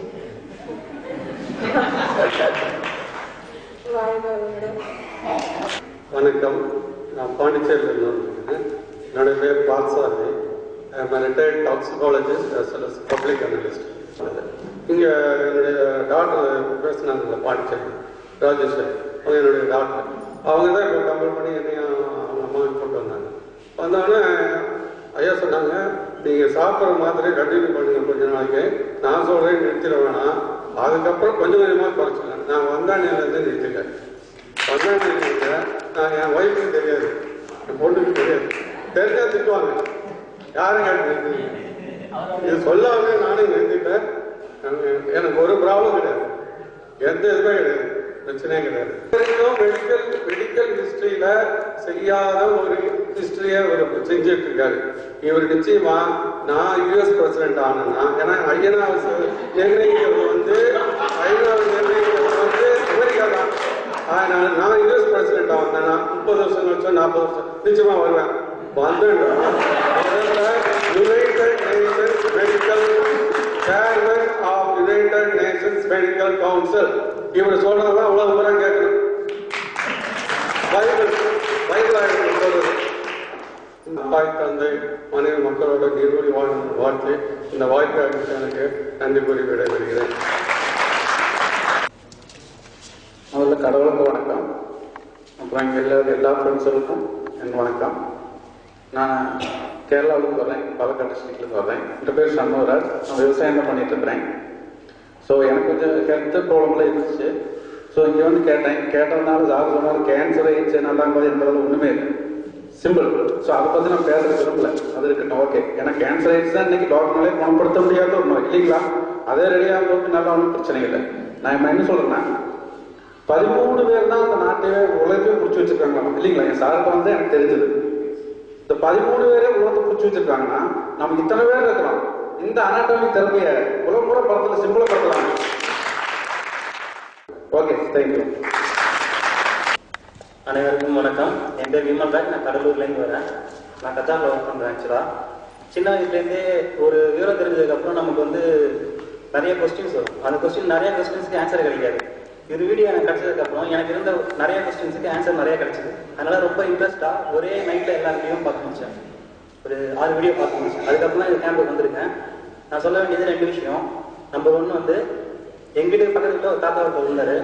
எனக்கு ரொம்ப அவருக்கு வந்து எனக்கு ரொம்ப பிடிக்கும். அவர் கூட தான் நான் சின்ன வயசுலேருந்து நிறையா நாள் இருந்தேன். ஒரு நாள் திடீர்னு ஒரு கேன்சர்னு சொல்லிட்டு டாக்டர் சொல்லிட்டாங்க. அவர் படுத்துட்டார். எப்படின்னா கிட்டத்தட்ட ஒரு 10 வருஷம் அந்த நோயால் பாதிக்கப்பட்டிருந்தாரு. 10 வருஷம் படுத்த படுக்கையே ஆகிட்டாரு. கொஞ்சம் கொஞ்சமாக, ஒரு நாள் 2 நாள் கிடையாது, கொஞ்சம் கொஞ்சமாக. ஃபர்ஸ்ட் வந்து காது கேட்காம ஆச்சு, அப்புறம் கண்ணு தெரியாம ஆச்சு, அப்புறம் வாயை பொண்ணு வந்து பேசவே முடியாமல் இருந்தாரு. இதுக்கெல்லாம் காரணம் என்னன்னு எனக்கு தெரியல. அப்போ அந்த வயசுல எனக்கு தெரியல. நான் சொல்றது வந்து ஒரு 5 வருஷத்துக்கு முன்னாடி, ஒரு 10 வருஷத்துக்கு முன்னாடி. அப்போ அந்த வயசுல எனக்கு காரணம் என்னன்னு தெரியல. ஆனால் அவர் சிகரெட் குடிச்சது கிடையாது, தண்ணி அடிச்சது கிடையாது, எதுவுமே கிடையாது, எந்த கெட்ட வழக்கமும் அவர் கிடையாது. ஆனால் 15 வருஷம் அவர் சுகருக்காக மாத்திரை சாப்பிட்டார். இப்போதான் இந்த வீடியோ பார்த்ததுக்கு அப்புறம் தான் எனக்கு தெரிஞ்சது இதுதான் காரணம் அப்படின்ட்டு. ஸோ அவர் இறந்துட்டாரு. 3 வருஷத்துக்கு முன்னாடி இறந்துட்டாரு. அதுக்கு காரணம் என்ன அப்படின்னா அறியாமை தான் காரணம். அவர் வந்து எப்படி அவர் நோயை குணப்படுத்தணும்னு தெரியாம ஒரு வேற ஒரு மருத்துவத்துக்கு, அதாவது தப்பான வழியில போயிட்டு இறந்துட்டாரு. ஸோ அந்த மாதிரி இன்னைக்கும் நிறைய பேர் உலகத்துல இறந்துட்டு இருக்காங்க. அதை எப்படி சரி பண்ண முடியும் அப்படின்னா இந்த அனாட்டமி தெரப்பின்ற இந்த ஒரு இன்ஃபர்மேஷனை நம்மளால முடிஞ்ச அளவுக்கு நம்ம பரப்பணும், முடிஞ்ச அளவுக்கு நம்ம ஸ்ப்ரெட் பண்ணணும். அதுக்கு நிறைய டூல் இருக்கு, நிறைய வழி இருக்கு. இப்ப நம்மளால முடிஞ்ச அளவுக்கு நம்ம அதை வந்து ஸ்ப்ரெட் பண்ணணும். இது நம்பர் 1. நம்பர் 2, ஒரு சில நேரத்துல ஒரு 6 மாசம் முன்னாடி என்னால் ஒரு சில விஷயத்துல முடிவே எடுக்க முடியல, சுத்தமா எடுக்க முடியல. ரொம்ப 2 நாள் வந்து ரொம்ப மன கஷ்டத்துல, ரொம்ப கஷ்டத்துல இருந்தேன். அப்பதான் இந்த இன்னொரு வீடியோ பார்த்தேன், எப்படி முடிவு எடுக்கணும் அப்படிங்கிற அந்த வீடியோ பார்த்தேன். அது பார்த்ததுக்கு அப்புறம் நான் முடிவு எடுக்கணும் இல்லையோ 2 நாள் ரொம்ப சந்தோஷமா இருந்தேன். எந்த கவலையும் இல்லை, எங்கதான் போச்சுனே தெரியல அந்த கஷ்டம்லாம். ஸோ அதுவும் ஒரு யூஸ்ஃபுல் இன்ஃபர்மேஷன் ஆக்சுவலாக. ஸோ இது 2 தானே ஷேர் பண்ணணும். வாழ்க வளமுடன். என்னோட பேர் கணேஷ் குழந்தை. சென்னையிலேருந்து வரேன். பிஸ்னஸ் பண்ணிட்டு இருக்கேன். என்னோட நேட்டிவ் ஆக்சுவலாக பார்த்தா ராஜபாளையம். ராஜபாளையத்தில் அவ்வளோ வருஷம் இருந்து சென்னைக்கு வந்தேன். பட் ராஜபாளையத்தில் அவ்வளோ இன்ஃபர்மேஷன் இருக்கக்கூடிய இது இருக்குங்கிறது எனக்கு தெரியல. சென்னையில் போய் பிஸ்னஸில் ஆரம்பிச்சு ரொம்ப கஷ்டப்பட்டு பிஸ்னஸில் பெரிய ஆளாகணும் சொல்லி ரொம்ப ஓடி உழைச்சேன். சாப்பாடை மறந்தேன், டயத்தை மறந்தேன், எல்லாத்தையும் மறந்து ஓடினேன். கடைசியில் விளைவு எனக்கு கிடைச்சது 2004 சுகர், சர்க்கரை. ஃபர்ஸ்ட் டைம் எனக்கு சர்க்கரையோட அளவை பார்க்கும்போது 450, 490. என் ஃப்ரெண்டு சொன்னா உட்காந்துருக்க இடம் படுத்துருக்க அப்பா அம்மா போயிட்டியாடான்னு கேட்டான். சரி அதுதான் ஓகே, இனிமேல் வந்து உன் லைஃப்ல நீ சர்க்கரை சாப்பிட்டு தான்டா இருக்குன்னு சொன்னாங்க. வேற வழி இல்லை, பிஸ்னஸையும் விட முடியாது, உடலும் தேவை. இப்படி ஒரு போராட்டத்திலேயே வாழ்க்கையை கொண்டு வந்துட்டு இருந்தேன். எப்படியாவது ஏதாவது ஒரு தீர்வு கிடைக்கும், தேடல் விடியல் தரும் சொல்லி ஒரு பாட்டே இருக்கு. அந்த மாதிரி ஏதோ ஒரு விடிவு கிடைக்கும் ஒரு நம்பிக்கை. ஏன்னா நான் வந்து வாழ்க்கை வளமுடன் மகிழ்ச்சியாட்ட ஆசிரியர் பயிற்சி முடிச்சவன். இப்படி இருந்தாலும் எனக்கு என்ன தெரியல, நான் ஒரு ஃபுல்ஃபில்லே ஆகலை. ரொம்ப நாளா தேடி இருந்த ஒரு விஷயம், இந்த உடல்ல வந்து உண்மையா வந்து உடல் உறுப்புகள், உடல் ஒண்ணு எப்படி வேலை செய்யுது, நம்ம சாப்பிட்ற சாப்பாடு எப்படி இந்த மாதிரி ஆகுது, என்ன ஒரு மிக்சியா எதுவுமே கிடையாது வயிற்றுல, எல்லாமே நார்மலான ஒரு குடல் அமைப்பு தான். பட் எப்படி இப்படி ஒரு மாற்றம் நடக்குங்கிறது, இந்த உடலை பத்தி தெரியணும்னு சொல்லி நிறைய நேரங்கள்ல நிறைய இடங்கள்ல போயிட்டு புக்குகள்லாம் தேடி இருக்கேன். பட் எனக்கு கிடைக்கவே இல்லை, கடைசி வரை கிடைக்கவே இல்லை. 6 மாசத்துக்கு முன்னாடி ஒரு நண்பர் வாக்கிங் போயிட்டு இருக்கும் போது அகமதுன்னு ஒரு நண்பர் வந்து, ஆனா நீங்க சுகருக்கு சொல்றீங்கன்னா இந்த சீடியை பாருங்கன்னு சொல்லிட்டு 6 சீடியை கொடுத்து இதை பார்த்துட்டு உடனே கொடுத்துருங்கன்னு. அந்த 6 சீடியில 2 சீடியை முடிக்கிறதுக்கு எனக்கு 1 மாசம் ஆச்சு. ஏன்னா எப்ப பார்த்தாலும் பிசினஸ் டென்ஷன் ஓடிக்கிட்டே இருந்தேன். சரி ஒரு ஸ்டேஜில் ஓகே 2 சீடியை முடிச்சிட்டோம், ஓகே ஓரளவு கான்ஃபிடென்ட் இருக்கு, இப்போ நம்ம மாத்திக்கலாம். கொஞ்சம் கொஞ்சமா சுகருக்கு வந்து அந்த டேப்லெட் லெவலில் குறைக்கல. ஏன்னா இந்த 10 வருஷம் குறைஞ்சது ஒரு 15 டாக்டர் நான் மாற்றிருப்பேன் சுகர் டேப்லெட்டுக்காக. ஒவ்வொருத்தருக்கையும் போகும்போது பார்த்தா என்னுடைய டேப்லெட்டோட காஸ்ட் அதிகமாகும். 2வது பார்த்தா அதனுடைய தன்மை வந்து பயங்கரமா இருக்கும் எஃபெக்ட். சில நாளைக்கெல்லாம் அப்படி சாப்பிடல கை காலெல்லாம் அவ்வளோ உதறும், என்னால கண்ட்ரோலே பண்ண முடியாது, அவ்வளோ கஷ்டமா இருக்கும். என்னடா பண்றது, அவ்வளோ துடிச்சு போயிடுவேன். கார்ல பார்த்தா எப்ப பார்த்தாலும் ஒரு மினி ஒரு ஸ்நாக்ஸ் பாரே இருக்கும். எப்பனாலும் ஏதாவது டக்குன்னு வந்து சாப்பிடணும், தண்ணி குடி, இதே லைஃப் போயிட்டு இருந்தது. அப்ப அந்த சீடியை பார்த்ததுக்கப்புறம் கொஞ்சம் மாறலாம்னு சொல்லி மாறும்போது சுகரோட அந்த டேப்லெட்டோட அளவா ஃபுல்ல இருந்து ஆஃப் மாத்திட்டு என் ஃப்ரெண்டு கிட்ட சொன்னேன், இந்த மாதிரி ஒரு நல்ல ஒரு சீடி வந்திருக்கு வேணா பாக்குறேன்னு. அடப்படாலும் சொல்லி நீ வந்து அதெல்லாம் சாப்பிட்டுட்டு நீ மாத்திரையை குறைச்சினா உனக்கு பெரிய பிரச்சனை ஆயிடுடா, கிட்னி ஃபெயிலியர் ஆகிட்டா, அதுதான் பயமுறுத்திட்டான். பயமுறுத்துறோன்னு ஆஹா இது வேலைக்கு ஆகாது போடுன்னு மறுபடியும் பேக் டு அதே இதுதான் போயிட்டேன். என்னன்னா இதுல எனக்கு என்னன்னா முக்கியமான சொல்ல விருப்பம்னா, எப்பயுமே ஒரு விஷயத்த நம்ம சீட்லயோ இல்ல ரேடியோலயோ கேட்கறதுக்கும் நேரா வந்து அட்டன் பண்றதுக்கும் நிறைய வித்தியாசம். இந்த எக்ஸ்பீரியன்ஸ் அன்னைக்கு நான் கிடைச்சிருந்தேன்னா அன்னைக்கு நல்லா மாறி இருப்பேன். சரி ஓகே இப்பயாவது வாய்ப்பு கிடைக்குதுன்னு லாஸ்ட் மந்த் வந்து ஒரு நண்பர் வந்து நான் அவர் பேசிட்டு இருக்கும்போது நான் சொன்ன அவர்கிட்ட இந்த மாதிரி இருக்கு எனக்கு தொல்லை அப்படின்னு சொல்லி ஒரு இதெல்லாம் பேசிட்டு இருக்கும்போது சொன்னாரு அனாட்டமிக் தெரப்பின்னு உங்களுக்கு தெரியுமா அப்படின்னாரு. அண்ணன் அதில் 2 CD பார்த்தா அதுக்கப்புறம் பார்க்கல அப்படின்னு. சரி விட்டுருங்க அடுத்த மாதம் கிளாஸ் எனக்கு அட்டன் பண்ணுங்கன்னாரு. அப்பயே புக்கிங்கை போட்டு ஃபாலோ பண்ண கிளாஸ் பண்ணேன். எனக்கு ஒவ்வொரு நிமிஷமும் அவ்வளோ ஒரு அமிர்தமா யோசிச்சுக்கிட்டே இருக்கேன். அங்க அவ்வளவு டென்ஷனா இருக்கும். அவ்வளோ ஒரு நாளைக்கு குறைஞ்சது ஒரு 200 போனா அட்டன் பண்ணுவேன். ஒரு 50 மெயில் ஒரு 100 SMS கூட பண்ணிட்டு இருக்கும். அந்த 5 நாள் ஒண்ணுமே பண்ணல, ரிலாக்ஸா இருக்கு, எந்த தொந்தரவும் இல்லை, என்ஜாய், சாப்பாடு சூப்பர். ஐயாவோட ஒவ்வொரு கிளாஸ் ஒவ்வொரு இன்ஃபர்மேஷனும் அமிர்தம். இந்த வயசுல வந்து இறைவன் இவ்வளவு ஒரு வாய்ப்பை அவருக்கு கொடுத்துருக்காருன்னா இவருக்கு மேல வர வர வர. ஏன்னா நம்ம ஊர்ல எப்பயுமே நல்லது வந்து ரீச் ஆகிறது ரொம்ப கஷ்டம், கெட்டது ரொம்ப ஃபாஸ்டா ரீச் ஆகும், ஒரு நாள் ரீச் ஆகும். ஆனா நல்ல விஷயம் ரீச் ஆகிறது ரொம்ப கஷ்டமா இருக்கு. பட் ஸ்ட்ராங் அண்ட் ஸ்டெடி, ஸ்லோவா போகும் பட் ஸ்டெடியா போகும். இந்த இயக்கம் நிறைய பேருக்கு நல்ல வாய்ப்பு கொடுக்கும். எனக்கு வந்து உடல் இதுல எவ்வளவு முக்கியமானது, இது எப்படி ஃபங்க்ஷன் ஆனு எனக்கு இந்த வாய்ப்பு கொடுத்தருக்கு இவருக்கு நன்றி சொல்லி என்னோட க்ளோஸ் பண்ண முடியாது. I want to continue with him for long. Number 1. Number 2, the secret, how important the secret is. ஐயாவுக்கு வாழ்த்த வயது வணங்குகிறேன். வாழ்த்த வாழ்க. நான் ஸ்ரீதர் கரூர்லேருந்து வரேன். எனக்கு பாஸ்கர் ஐயாவுடைய CD வந்து ஒரு 2 மாதம் முன்னாடி என்னுடைய கலீக் கொடுத்தார். நானும் என்னுடைய 2-3 அஃபீஷியல்ஸும் பார்த்தோம். அப்பயே ரொம்ப இம்ப்ரெஸ்டு. அதுக்கு பிறகு நான் வந்து அவருடைய யூடியூப் மூலமாக கிட்டத்தட்ட ஆல்மோஸ்ட் ஒரு 5-6 CDs பார்த்துட்டேன். So impressed. கரூர் இவ்வளோ பக்கத்தில் இருக்கணும். நான்லாம் வந்து ஆல் இண்டியா டிரான்ஸ்ஃபர்ஸ் ஏதோ இந்த வருஷம் எனக்கு ஒரு பெரிய வரப்பிரசாதம், கடவுள் எனக்கு கொடுத்த வரப்பிரசாதம் தான் இந்த கேம்ப்பில் நான் இங்கே வந்து என்னுடைய ஒய்ஃபோட அட்டன் பண்ணுறேன். ஆக்சுவலி ஆல்ரெடி நான் வந்து அவருடைய வெப்சைட்டில் என்னுடைய கலீக்ஸ் ஃப்ரெண்ட்ஸ் எல்லாருக்குமே அனுப்பிச்சிட்டேன். ஓரவர் எல்லாருமே என்கொயரிஸ் பாசிங்காக நல்லா இருக்குது. நிச்சயமாக கடவுளுடைய அருளால் இந்த இவருடைய பெரிய எஃபர்ட், அதாவது இதை வந்து நம்ம 5 நாளில் கற்றுக்கிட்டோம். ஆனால் அவர் வந்து 35 இயர்ஸ் அதுக்கு ஸ்பெண்ட் பண்ணியிருக்கேன்.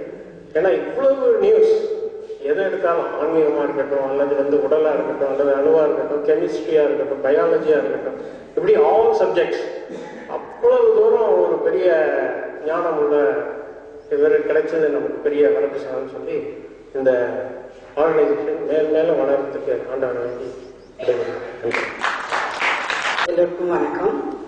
நான் சிவிலேருந்து வந்திருக்கேன். என் டாக்டர் பேசுறது நீங்கள் எல்லாம் கேட்டிருப்பீங்க. எனக்கு எதுலையுமே நம்பிக்கை கிடையாது. நான் வந்து ரொம்ப ஈஸி கோயிங் தான், எதுக்குமே பிலீவ் பண்ணவும் மாட்டேன். என் பொண்ணு ஓயாமல் இந்த சீடியை யூடியூப்ல பார்த்துக்கிட்டே இருப்பாள். என்னை வந்து இப்படி ஃபாலோ பண்ணுமா, அப்படி ஃபாலோ பண்ணுமாங்க. என்னோட ப்ராப்ளம் நீ பெயின், அதுக்கு டேப்லெட் போட்டுப்பேன், நான் பாட்டுக்கு ரிலாக்ஸாக இருக்கேன். அது சொல்ல இல்லை மம்மி நீங்கள் ஃபாலோ பண்ணுங்கன்ட்டு ஒரு நச்சரிப்பேன். அதுக்கப்புறம் அவங்க அப்பாவும் மகளும் ஃபாலோ பண்ணுவாங்க. எனக்கு கிடைச்ச ஒரே ஒரு பெனிஃபிட் லாஸ்ட் இயர், அதுக்கு தான் நான் தேங்க்ஸ் சொல்கிறேன். அப்பாவும் மகளும் எந்நேரம் டிபேட் டேபிளில் உட்காண்டா பேசிக்கிட்டே இருப்பாங்க, சண்டை போட்டுக்கிட்டே இருப்பாங்க. ஏதாவது ஒரு ஆர்குமெண்ட் நடந்துக்கிட்டே இருப்பாங்க. யாரோட பிளேட் உடைய போகுதுன்னு பார்ப்பேன். அந்த அளவுக்கு சண்டை போடுவாங்க. இந்த கேட்க ஆரம்பிச்சதுக்கு அப்புறம் 2 பேரும் வாயை திறக்கிறதே இல்லை, பீஸ்ஃபுல்லாக இருக்கும். Okay, thank you. எல்லாருக்கும் வணக்கம். முதல்ல என்னுடைய தாய் தந்தையருக்கு நன்றி, கடவுளுக்கு நன்றி. பேசிக்கலாக பார்த்தீங்கன்னா நான் ஒரு கம்ப்யூட்டர் இன்ஜினியர், வந்து ஒரு ஐடி ஃபீல்டில் வந்து ஒரு 10 இயர்ஸ் ஒர்க் பண்ணியிருக்கேன்.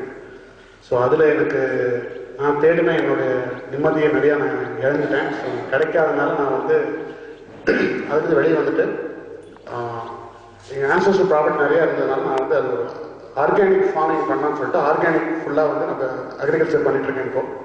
ஸோ அதில் வந்து எனக்கு ரொம்ப நாளாக எனக்கு அதில் என்னென்னா நம்ம சாப்பிட்ற ஃபுட்டில் வந்து நிறைய ரசாயனம் கலக்கிறது அப்படிங்கிறது நல்லா தெரியும் எனக்கு. ஸோ அது வந்து நான் கண் கூட சின்ன வயசுலேருந்து பார்த்துருக்கேன். ஏன்னா என்னோட ஆன்சர்ஷியல் ப்ராப்பர்ட்டியில் எங்கள் அப்பாவும் சரி எங்கள் தாத்தாவும் சரி நிறையா வந்து அதில் யூரியா இந்த மாதிரி நம்ம இன்ஆர்கானிக் ஃபுல்லாக அதை யூஸ் பண்ணி அந்த சாப்பாடில் எவ்வளோ விஷமாக இருக்குது அப்படிங்கிறது நான் கண் கூட பார்த்துட்டே இருக்கேன் சின்ன வயசுலேருந்து. ஸோ அதை வந்து நம்ம எப்படியாவது நம்ம அதை வந்து ஆர்கானிக்காக மாற்றணும் அப்படின்னு சொல்லி என்னுடைய எய்ம். ஸோ அதை வந்து நான் ஐடியிலேருந்து வெளியே வந்தோடனே ஃபஸ்ட்டு அதை தான் நான் இம்ப்ளிமெண்ட் பண்ணி நான் அதை வந்து ஆர்கானிக்காக பண்ணேன். பட் எனக்கு என்னுடைய நண்பர் ஒருத்தர் ஃப்ரெண்டு வீரமணின்னு சொல்லிட்டு அவர் மூலியமாக தான் எனக்கு வந்து இந்த ஐயாவை பற்றி எனக்கு தெரிஞ்சுது. நான் ஒரு சின்ன ஒரு மீட்டிங்காக போயிருந்த போது அவர் சொன்னார் என்கிட்ட, நீங்கள் யூஸ் பண்ணுற பேஸ்ட்டு, நீங்கள் யூஸ் பண்ணுற சோப்பு, நீங்கள் யூஸ் பண்ணுற எல்லாமே வந்து கெமிக்கல் தான். அதை பற்றி நான் ஒருத்தர் இருக்காரு, நான் ஒரு மெடிக்கல் கேம்ப் அடுத்த வாரம் வருது, நீங்கள் அதில் வந்து கலந்துங்க அப்படின்னு சொன்னார். ஸோ அப்போ தான் எனக்கு தெரிஞ்சது நம்ம சாப்பாட்டில் மட்டும் இல்லை, நம்ம யூஸ் பண்ணுற காஸ்மெட்டிக்ஸில் கூட எல்லாமே கெமிக்கல் தான் இருக்குது அப்படிங்கிறது எனக்கு தெரிஞ்சது. ஸோ அதுலேருந்து மூலிமா நான் வந்து சரி எனக்கு அதில் ஒரு ஈடுபாடு வந்து நான் வந்து வரலாம் அப்படின்னு சொல்லிட்டு இங்கே வந்தேன். அதுக்கு அப்புறம் தான் எனக்கு தெரிஞ்சது, கடைசியில் எனக்கு நான் காஸ்மெட்டிக்ஸ் தான் தெரிஞ்சுட்டேன். இங்கே வந்து பார்த்தா தான் தெரிஞ்சு மெடிசன்லேயும் கூட நமக்கு ஃபுல்லாகவே கெமிக்கல் தான் இருக்குது, ஃபுல்லாக வந்து உடம்புக்கு தேவையில்லாத தான் மெடிசன்ஸும் இருக்குது அப்படிங்கிறத நான் இங்கே வந்து தான் தெரிஞ்சுக்கிட்டேன். ஸோ எனக்கு வந்து இந்த வாய்ப்பு எனக்கு, அதாவது இந்த ஒரு ஆப்பர்ச்சுனிட்டி வந்து என் லைஃப்பில் வந்து ஒரு பெரிய டர்னிங் பாயிண்ட் தான் சொல்லணும். ஏன்னா நான் இவ்வளோ நாள் வந்து நான் அந்த அளவுக்கு நான் ஹெல்த் கான்ஷியஸாகவும் இருந்ததில்லை. ஸோ அதை வந்து எனக்கு வாய்ப்பு ஏற்படுத்தி கொடுத்த என் நண்பருக்கும் ஐயா அவர்கள் வந்து இந்த அளவுக்கு, அதாவது இயற்கை விவசாயம் வந்து எனக்கு சின்ன வயசுலேருந்து நான் பார்த்து பழகி நான் அந்த இதில் நான் வந்தேன். பட் இந்த ஒரு ஹெல்த்து ப்ளஸ் இந்த ஆர்கானிக் இதில் வந்து நம்ம என்ன ஒரு இதை நம்ம ஃபாலோ பண்ணால் ஹெல்த் வந்து நம்ம எவ்வளோ தூரம் கொண்டு போகலாம், இந்த பாசிட்டிவ் மைண்டு, பாசிட்டிவ் எல்லாத்தையுமே எவ்வளோ பாசிட்டிவாக இருக்கணும், எப்படி டெசிஷன் எடுக்கணும், எல்லாமே ஒரு நல்ல ஒரு டர்னிங் பாயிண்ட் லைஃப்பில் கிடச்சிருக்கு. ஸோ அதை வந்து அந்த வாய்ப்பை எடுத்து ஐயாவுக்கு நன்றி. தேங்க்ஸ். வாழ்க வளமுடன். என்னுடைய பெயர் வீரப்பச்செட்டி. நான் திருச்சி மாவட்டம் முசிறி வட்டத்தை தாத்தங்காட்பேட்டை சேர்ந்த கிராமத்திலிருந்து வந்திருக்கிறேன். நானும் என் துணைவியாரும் இந்த முகாமுக்கு வந்திருக்கிறோம். கிட்டத்தட்ட என்னுடைய வயது 22 முடிந்து 23 நடந்து கொண்டிருக்கிறது. சுமார் 15 to 20 வருடங்களாகவே எனக்கு சுகர் ப்ராப்ளம் இருந்து கொண்டிருக்கிறது. மருந்து மாத்திரை சாப்பிட்டு அதை கண்ட்ரோலில் தான் வைத்துக் கொண்டிருக்கிறேன். 2 வருடங்களுக்கு முன்பு எனக்கு துணைவியாருக்கும் அதே மாதிரி 10 வருடங்களுக்கு முன்பு சர்க்கரை வியாதி தான் வந்து இருவரும் சேர்ந்துதான் மருந்து மாத்திரை எடுத்துக்கொண்டு ஓரளவுக்கு கண்ட்ரோலில் தான் இருக்கிறது. இருந்தாலும் 2 வருடங்களுக்கு முன்பு ஐயா அவர்களுக்கு CD புஸ்தகம் வாங்கி படித்து பார்த்ததில் எங்களுக்கு அதில் ஒரு நம்பிக்கை வந்து ஓரளவுக்கு அதை முழுமையாக ஃபாலோ பண்ணக்கூடிய சூழ்நிலை இல்லாத காரணத்தினாலோ என்னவோ தெரியவில்லை. ஆனால் ஒரே ஒன்று மட்டும், சாப்பிடும் பொழுது மட்டும் அவர் சொன்ன மாதிரி நின்று நன்றாக கூலாக செய்து எழுங்கி கொண்டு வந்ததில் ஓரளவுக்கு நல்ல ஒரு மாற்றம் தெரிந்தது. ஆனால் இது மாதிரி ஒரு கேம்ப் நடப்பதோ மற்ற எதுவோ எங்களுக்கு தெரியாமைய ஒரு காரணத்தினாலும் இப்பொழுதுதான் போன வாரம் தான் என்னுடைய பெரிய மகன் மூலமாக இந்த மாதிரி ஒரு கேம்ப் நடக்கிறது, போய் 2 பேரும் சென்று பாருங்கள் என்று கட்டாயப்படுத்தி அனுப்பி வைத்தார். அதன் பலன் நன்றாக நாங்கள் உணர்கிறோம்.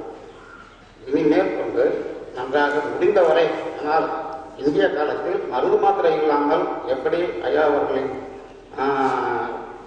சொன்ன முறைகளை அனுசரித்து எங்களை இந்திய காலத்தில் நன்றாக மருந்து மாத்திரை இல்லாமல் வாழ்வோம் என்ற உறுதி கூறி இத்துடன் என்னுடைய உடைய நன்றி.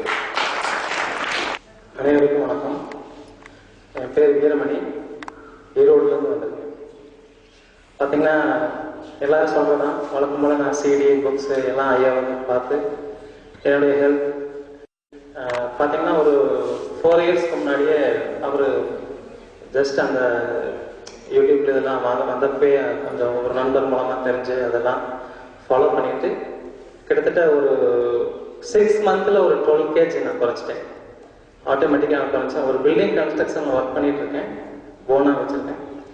பார்த்தீங்கன்னா பைக் எடுத்துட்டு சைட்டுக்கு போனதையும் உள்ள பில்டிங் ஆகிட்டு இருக்கோம், போனதும் வாட்ச்மேனோட கட்டில் எடுத்து போட்டு படுத்துருவேன். ரொம்ப முடியாது, என்ன ஏதுன்னு தெரியாது, உடம்பு வலிக்கும், கை வலிக்கும், நிறைய ப்ராப்ளம்ஸ் இருந்தது. இத்தனைக்கு நான் ஒன்றும் பெரிய மெடிசன்ஸ் எல்லாம் எடுத்துக்கலாம், இது நார்மலாகவே நம்ம ஃபுட்லேயே பிரச்சனை, அதை நம்ம சாப்பிட்ற முறையெல்லாம் பிரச்சனை, அதனால அந்த மாதிரி ஒரு ப்ராப்ளம் இருந்தது. ஐயாவை ஃபாலோ பண்ணது உடனே ரொம்ப சந்தோஷமா இருந்தது. நிறைய பேருக்கு சொல்லியிருக்கேன். ஐயா கிட்டத்தட்ட என்னையே ஒரு டாக்டரை மாத்திட்டாரு. நான் போனாவே பாஸ்கரோட அசிஸ்டன்ட் வந்துட்டாங்க அப்படின்னு தான் சொல்லுவாங்க. சொல்லி நிறைய பேர் ஃபாலோ பார்த்தீங்கன்னா என்னுடைய எக்ஸ்பீரியன்ஸு பார்த்தீங்கன்னா எங்கள் மாமனாரே பார்த்தீங்கன்னா கிட்டத்தட்ட ஒரு 15 வருஷமா டேப்லெட் எடுத்துட்டு வந்தவர். இதெல்லாம் அவர்கிட்ட கான்வர்சேஷன் செஞ்சு ஒரு 1 day ப்ரோக்ராம் ஐயாவுக்கு அட்டன் பண்ண வச்சோம். பண்ணதே உடனே ரொம்ப சந்தோஷமா அந்த டேப்லெட்லாம் கொஞ்சம் கொஞ்சமாக குறைச்சிட்டு இன்னைக்கு வரைக்கும் எந்த டேப்லெட் எடுத்துக்காம அவர் கிட்டத்தட்ட ஒரு 70 வருஷம் ஆச்சு. ரொம்ப நல்லா இருக்காரு, ஹெல்த்தியா இருக்காரு, நல்லா ஆக்டிவா நடந்துட்டு இருக்காரு. இந்த மாதிரி இருக்கிற சூழ்நிலையில நம்ம நண்பர்களுக்கு அவங்களுக்கு கூட்டிட்டு வரதான் நான் வந்து ஆக்சுவலாக நான் இந்த ப்ரோக்ராம் அட்டன் பண்ற ஐடியா இல்லை. ஏன்னா ஏற்கனவே CD இதெல்லாம் பார்த்துட்டேன் அப்படின்னா அங்கே போனாலும் இதுதானே சொல்ல போறாங்க அப்படிங்கிற மாதிரி இருந்தேன்.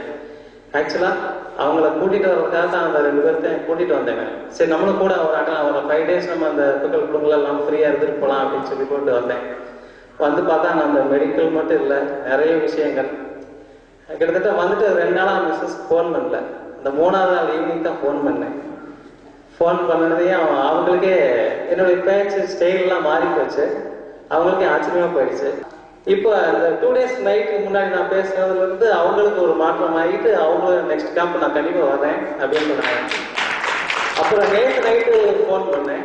ஃபோன் பண்ணதே ஒரு 10-12 லேடிஸ் ரெடியாக இருக்காங்க அப்படின்ட்டு உண்மையிலேயே சொல்லியிருக்காங்க. அவங்க அதனால கண்டிப்பாக நெக்ஸ்ட் கேம்பில் வந்து கண்டிப்பாக அட்டன் பண்ணோம். இது மெடிக்கல் கேம்ப் மட்டும் இல்லை அப்படிங்கிறத புரிஞ்சுக்கிட்டேன். உண்மையிலேயே உலக அமைதிக்காக ஒவ்வொரு வீடும் அமைதியாச்சுன்னா உலகம் வந்து அமைதியாகும். ரொம்ப நன்றிங்க. வாழ்க வணக்கம். ஐயாவுக்கு வணக்கம். எல்லா சகோதர சகோதரிகளுக்கும் வணக்கம். மெயினாக நான் வந்தது என் பேர் பாஸ்கர், சென்னையில் இருந்தேன். இவரை பற்றி ஐடியா இல்லை. என் பேரே நான் கூகுளில் சர்ச் போட்டப்போ தான் எங்கள் பேர் வந்துச்சு. சரி ஒரு சின்ன இதுதான் என்ன வித்தியாசமாக இருக்குது என்னடான்னு சொல்லி ஒரு 3 மாதம் முன்னாடி ஆரம்பிச்சு. சரி கொஞ்சம் அப்படி தேடிட்டு இருந்தேன். பட் எனக்கு ஸ்பிரிச்சுவலாக க்ரோ ஆகணும்னு ரொம்ப ஆசை. 2-3 இடம் போயிருக்கேன். சரி அடுத்த ஸ்டாப் எங்கன்னு சொல்லி ரொம்ப நாள் யோசிச்சுட்டு இருந்தேன். இவர் ஆன்லைனில் போய் ஒரு புக்கு டவுன்லோட் பண்ணேன். அதையும் பார்த்தேன், ஃபுல்லாக படித்தேன், ரொம்ப பிடிச்சிருந்துச்சு. சரி ஓகே நெக்ஸ்ட் டைம் கண்டிப்பாக போவோம் அப்படின்னு சொல்லி வந்தேன். இவர் வந்து நிஜமாக சொன்ன ஒரு பொக்கிஷம். இந்த பொக்கிஷம் ஆண்டவனோட அருள் வந்து எல்லாருக்கும் என் பெற்ற இன்னும் பெருமை வையகம்ன்ற மாதிரி எல்லாருக்கும் போகணும். ஸ்பிரிச்சுவல் மட்டும் இல்லை, மருத்துவத்தில் எல்லாத்துலேயுமே துல்லியமாக நம்ம என்ன நினைக்கிறோமோ அது நம்ம கிடைக்கும். அதனால எல்லாருக்கும் ஒன்று சொல்ல விரும்புகிறேன். எல்லாருக்கிட்டையும் சொல்லுங்க, எல்லாரும் தாராளமாக வரலாம், சந்தோஷமாக திரும்பி போகணும். வாழ்க வளமுடன். என் பேர் நாகராஜன். நான் பூனாலேருந்து வந்திருக்கேன். இது என்னோட repeat camp. I already attended earlier camp இதில் பெருகமணியில். ஒவ்வொன்றுலையும் there are lot of things to learn. Compare பண்ணுறத I have learned lot of things. Thank you. என் பேர் ஜோஷ்வா. நான் சென்னையிலேருந்து வரேன். எனக்கு ஸ்கின் ப்ராப்ளம் இருக்குது. அதுக்காக சரி ஒருத்தர் சொன்னார் கண்ணன் சார்னு சொல்லிட்டு எங்கள் அப்பா கூட எங்கள் அப்பா பார்ட் டைமில் படிக்கிறாரு, அவரும் பார்ட் டைமில் படிக்கிறாரு. 2 பேரும் கிளாஸில் டிஸ்கஸ் பண்ணிக்கிறாங்க. சரி நான் இங்கே வந்து அவர் சீடி பார்க்கும் போதே நான் லைட்டாக தான், நிறைய பார்க்கல, கொஞ்சம் அந்த வீடியோ நான் யோகானானது அந்த மாதிரி சிலது தான் பார்த்தேன். பட் இங்கே வந்தவொடனே எனக்கு ஃபுல்லாக அவர் என்ன ட்ரை பண்ணுறாருன்னு புரிஞ்சு போச்சு.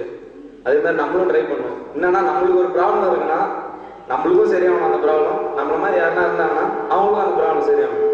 அதுக்கு நீங்கள் பண்ணிக்கோங்க. எல்லாருக்கும் ஒரு ப்ராப்ளம் இருக்குல்ல, நம்ம எல்லாரும் நம்மளுக்கு இந்த ப்ராப்ளம் இருக்கு, நம்மள மாதிரி இருக்கவங்க எல்லாருக்கும் சரியாகணும்னு நீங்கள் நினச்சிக்கோங்க. அதே மாதிரி எல்லாருக்கும் ஒரு ப்ராப்ளம் இருக்குல்ல, எல்லாருக்கும் சரியாகட்டும். அதுதான் அவர் ட்ரை பண்ணுறாரு. நம்மளுக்கு சரியாயிடுச்சு, அதே மாதிரி மற்றவங்களுக்கும் சரி பண்ணணும் ட்ரை பண்ணுறாரு. நம்ம இந்த மாதிரி உட்காரணும்னு அவசியம் இல்லை, நம்ம நினைச்சாலே போதும், நடந்துடும்.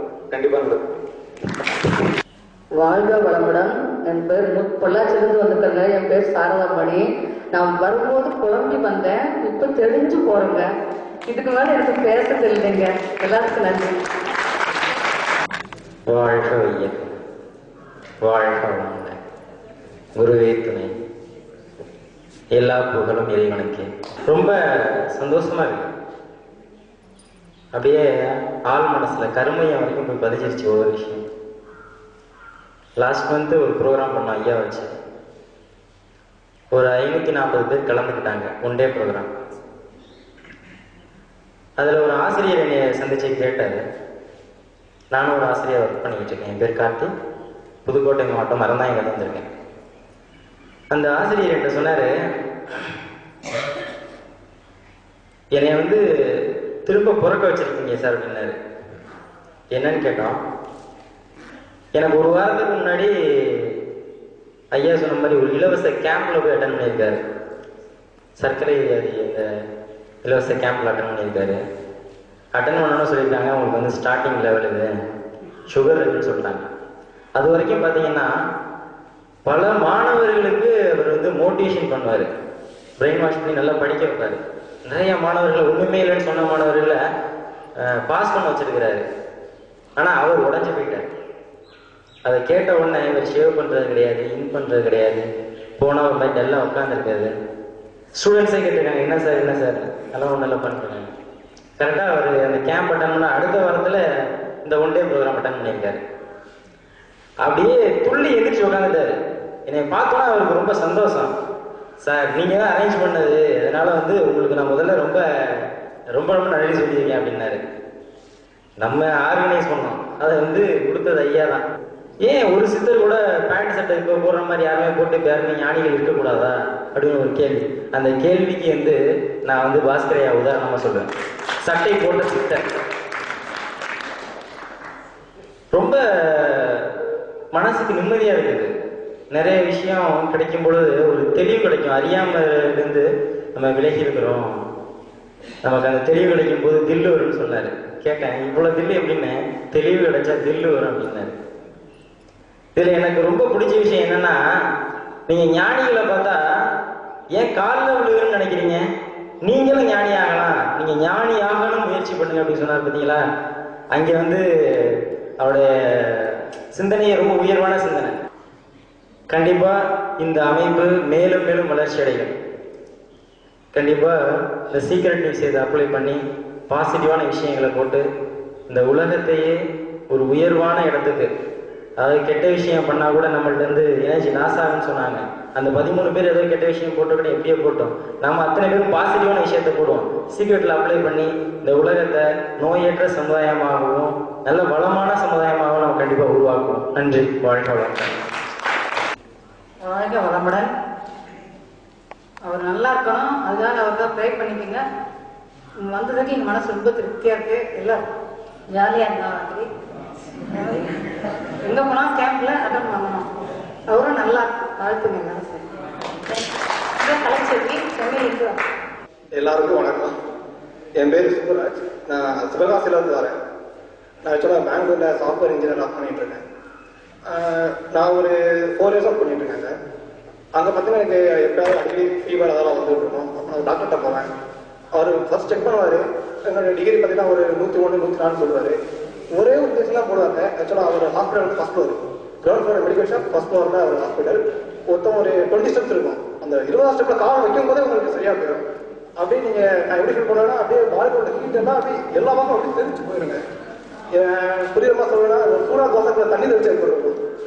அந்த மாதிரி அப்படியே கால் வைக்கக்குள்ளே சரியாக போயிடும். அதாவது நோயாலே ஹாஸ்பிட்டல் போங்க, தரையில் கால் வைக்கக்குள்ளே சரியாக ஃப்ரீயாக போகுங்கிற மாதிரி இருக்கும். அது எனக்கு அப்போ அவர் இன்ஜெக்ஷன் போடுவேன். போட்டு முடிஞ்ச அடுத்த 6 மாதத்துல மறுபடியும் எனக்கு இருக்கும். மறுபடியும் ஒரு இன்ஜெக்ஷன் போடுவேன். மறுபடியும் அடுத்த 6 மாதத்துல மறுபடியும் ஒரு இன்ஜெக்ஷன் போடுவேன். எனக்கு அதில் கரெக்டாக பர்டிகுலராக ஒரு 6 மாதத்துல மட்டும் வருது அப்படின்னு எனக்கு புரியாமல் இருந்தது. சரி, வெறும் பாடி கண்டிஷன் அப்படிதான் போல அப்படின்னு நான் நினச்சிக்கிட்டு இருந்தாங்க. நான் போகிறது மட்டும் இல்லாமல், நான் ஏன் உடம்பு துரோகம் பண்ணது மட்டும் இல்லாமல் என் ஃப்ரெண்ட்ஸ் தான் சஜஸ்ட் பண்ணேன். நான் போன உடனே சரியாகுது அப்படின்னு சொல்லிட்டு இருப்பேன். அவங்களும் போயிட்டு இருந்தாங்க. இப்படி ஃப்ரெண்ட்ஸ்லாம் அனுப்ப ஒரு டைம் டாக்டர் என்ன கேட்க ஆரம்பிச்சாரு, என்ன ஹாஸ்பிட்டலுக்கு ஆளையே காணும் அப்படிலாம் கேட்க ஆரம்பிச்சிட்டாரு. ஃபர்ஸ்ட் 3 days வந்து எனக்கு போட்டு பெண்டை தள்ளிட்டாங்க. இது ஊரில் அப்படி ஜம்ப் பண்ணு, இப்படி திரும்ப அப்படி திரும்ப அப்படின்னாங்க. அன்னைக்கு அந்த 3 days மட்டும் நான் வீட்டுக்கு வருவேங்க. வந்து படுத்த உடனே தூங்கிடுவேன். கரெக்டாக 6 மணிக்கு எழுந்துருவேன். யூஸ்வலாக அலாரம் வைப்பேன். அது அடிச்சுதான் அதை ஆஃப் பண்ணிட்டு மறுபடியும் ஒரு 1/2 hour தூங்குறது, இல்லை 10 நிமிஷம் ஸ்மூத் பண்ணிட்டு மறுபடியும் தூங்குறது அப்படிதான் இருப்பேன். பட் இந்த 3 நாள் மட்டும் பார்த்தீங்கன்னா 6 மணிக்கு நானே நினைச்சா நான் படிக்க முடியல. ஸோ சம் மெக்கானிசம் நம்ம வாழ்றதுக்கு பாடி ஒர்க் பண்ணுறது ஆட்டோமேட்டிக் அதுவே இது பண்ணுங்க. அது இங்கே வந்து தான் எனக்கு தெரிஞ்சது. ரொம்ப நன்றி. வணக்கம். என் பேர் வெங்கடாச்சலம், சென்னையில் வரேன். நான் புதுசாக சொல்ல போகிறதில்லை. இந்த 5 நாளில் ஐயா சொன்ன கருத்தில் ஒரு 2 கருத்து மட்டும் திருப்பி சொல்லலான்னு இருக்கேன். முதல்ல வந்து சுயநலம். இங்கே யார் யார் ஸ்மோக் பண்ணுவீங்க? யாருமே இல்லையா? யார் யார் க்ளோஸ் பெப்சோட ஒரு கேட்டுதான் யூஸ் பண்ணுறீங்க? அவங்க எல்லாரும் ஸ்மோக் பண்ணுறாங்க. சாரி மிஸ், காலையில் எழுந்திரிச்சுன்னு ப்ரஷ் பண்ண போகிறது இல்லையா? அது காரணம் அது ரிப்போர்ட் இருக்கு. அதனால உங்கள் காலையில் எழுந்திரிச்சுன்னே ப்ரஷ் பண்ணோம். நீங்கள் எழுந்திரிச்சு ஃபஸ்ட்டு ப்ரஷ் பண்ணுற காரணம் அதுதான் நிக்கோட்டின் அளவு குறைஞ்சிருது. அடுத்த கண்ணு நிக்கோட்டின் அளவு உடம்பு கேட்குது. நீங்கள் ப்ரஷ் பண்ணுறீங்க. அது என்ன பண்ணுறோம்னா சேல்ஸ் இன்க்ரீஸ் ஆக பண்ணுறாங்க. அதனால ஐயா சொன்னார், இந்த நாட்டு மருத்துவப்படி எல்லாம் வாங்கன்னு சொன்னார். இப்படி மறைமுகமாக சொல்லி சாப்பிட்டா சொல்லி நினைச்சாரு. இது எல்லாருக்கும் ரீச் ஆனதுக்காக நான் அந்த உடைக்கிறேன். ஒன்று. ரெண்டாவது வந்து இப்போ ஐயா இதெல்லாம் படிக்காரு. எப்படி நம்ம பழிவாங்க போகிறோம்? இப்படி பழிவாங்க போகிறோம். நிறைய பேருக்கு இதை சொல்லணும். நிறைய பேர் இங்கே வர வைக்கணும். அவங்களோட சப்ஸ்கிரிப்ஷன் நிறைய தரணும். ஏன்னா அவங்க வந்து நிறைய பொருளாதார சமாளிச்சிடறாங்க. மற்றபடி அவங்க சட்ட ரீதியாக வர்றப்ப அவங்க சமாளிக்கிறது தேவை அவங்க ப்ரெஸ் அது மேகசின் நல்லா ரீச் ஆகும். தெரிஞ்சவங்க சொல்லுங்க, அவங்க தான் சப்ஸ்கிரைப் நிறைய போடுங்க. நன்றி. என்னுடைய பெயர் வீரமணி, ரிட்டையர்டு டிஆர்ஓ. நான் என்னுடைய பையன் 2 வருடமா இந்த பயிற்சிக்கு போக சொல்லி அறிவுரை சொன்னாரு. நான் அதை கேட்கல. கடைசியில் போன நவம்பர் மாதத்தில் திருவையாறில் அவருடைய ஐயாவுடைய வகுப்புக்கு சென்றேன். அதன் பிறகு அந்த வழிமுறைகளை பின்பற்றுகின்ற போது ஒரு 3 மாத இடைவெளியிலே சிறு உபாதைகள் ஏற்படுவது உண்டு. அவையெல்லாம் நம்முடைய உடல் ஐயா அவர்கள் சொன்னது போல உடல் உறுப்புகளை சரி செய்கிறது. அந்த வகையிலே அவையெல்லாம் சரியாகி இன்றைக்கு நன்றாக இருக்கிறோம். இந்த நிமிடத்தில் இந்த நேரத்திலே இந்த பயிற்சிக்கு வந்ததுனால நீங்க சொன்ன எல்லா விஷயங்களும் உலக தரத்துக்கு நம்ம ஐயா அவர்களை உயர்த்துகின்ற அதே நேரத்திலே மனிதன் என்பவன் தெய்வமாகலாம், வாரி வாரி வழங்குகின்ற போது வள்ளலாகலாம், வாழை போல தண்ணி தந்து தியாகி ஆகலாம், மெழுகு போல ஒதுக்கி நின்று ஒளியை கொடுக்கலாம். அப்படி மெழுகு போல ஒதுக்கி நின்று உலகத்திற்கே ஒளியை கொடுத்து கொண்டிருக்கின்ற ஐயா அவர்கள் நண்பர் அவர்கள் சொன்னது போல 500 ஆண்டுகள் நீடோடி வாழ வேண்டும் என்று நல்ல நேரத்திலே இறையை வணங்கி அவர்களுக்கு பக்கபலமாக நாமெல்லாம் இருப்போம் என்று உங்களை வேண்டி கேட்டுக்கொள்கிறேன். நன்றி, வணக்கம். வணக்கம் சார். நான் உடம்பு சரியில்லாத இருந்திருக்கேன். அந்த பிற்பாடு ஓரளவு நல்லா இருக்கு.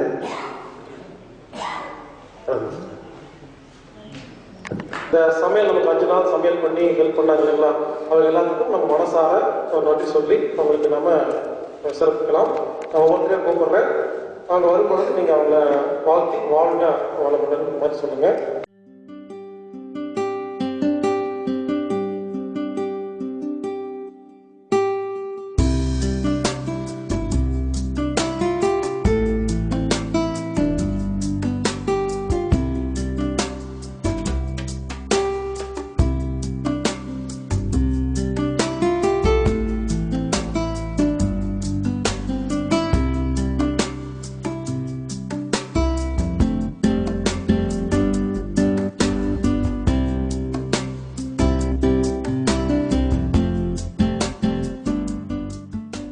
நந்தகுமார்,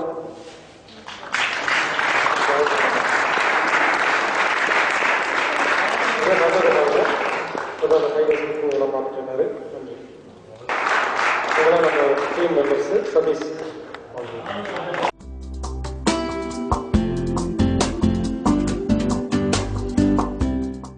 அனைவருக்கும் வணக்கம். நேற்று ஒரு பிரதர் வந்து திடீர்னு ப்ரேயர் பண்ணிட்டு இருந்தாங்க. ஆனால் அதுக்கு முன்னாடியே நான் நினச்சிட்டு இருந்தேன். சீக்ரெட் தான் அந்த நேரம் வேலை செஞ்சதுன்னு நினைக்கிறேன். டக்குன்னு நாங்கள் ஐடியா பண்ணோம். இது 70 சார் அந்த பிரான்ச்சில் நாங்களாம் திடீர்னு பிரதர்ஸ் எல்லாமே சேர்ந்து எங்களுடைய சிஸ்டர்ஸ் எல்லாமே திடீர்னு ஒரு ஐடியா பண்ணோம். டக்குன்னு எல்லாருமே கோஆப்ரேட் பண்ணாங்க.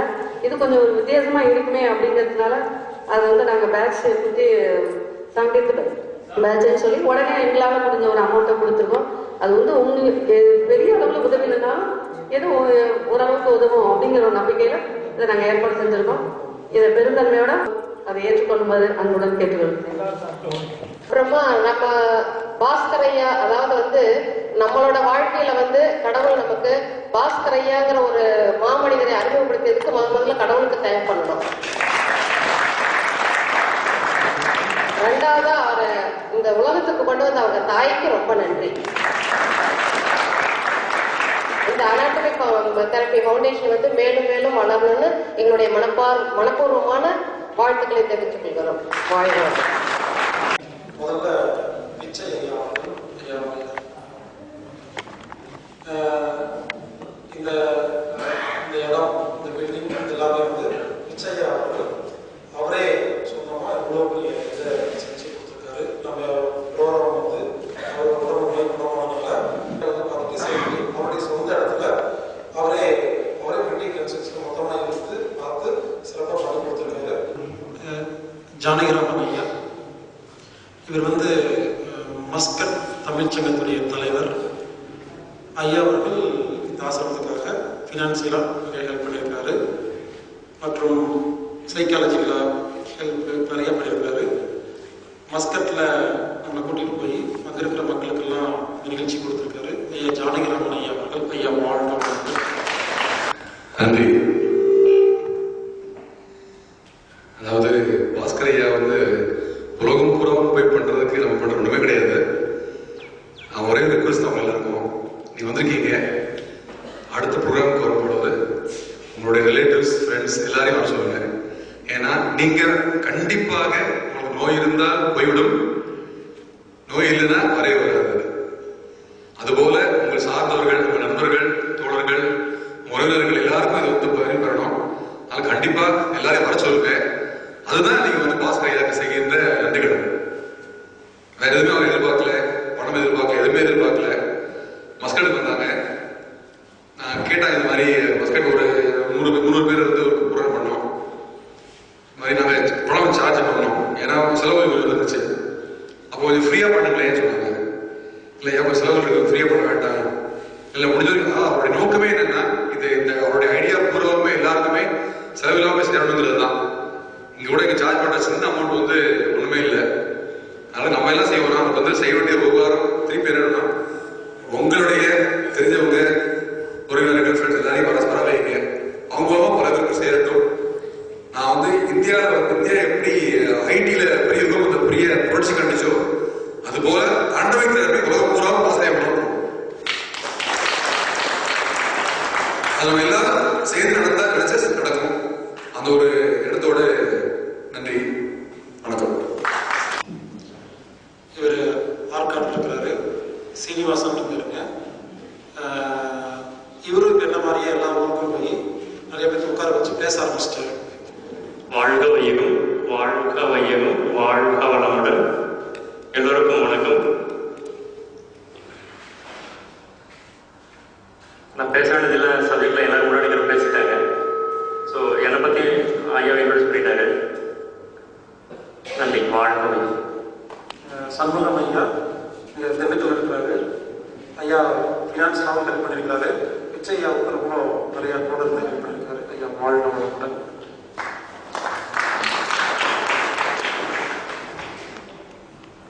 அனைவருக்கும் வணக்கம்.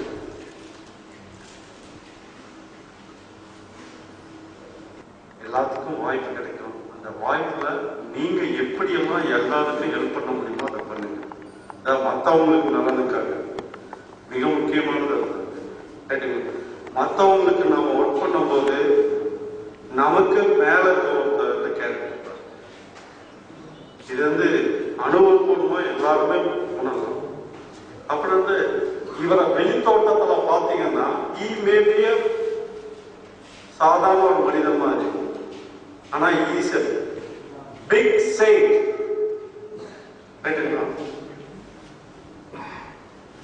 அதாவது நேச்சரோட தேவைக்கு ஏற்ற மாதிரி ஒவ்வொரு காலகட்டத்துல யாரோ வந்து யார் மூலமோ ஏதோ ஒரு ஒர்க் நடக்கும், அது இவர் மூலமா நடக்குது.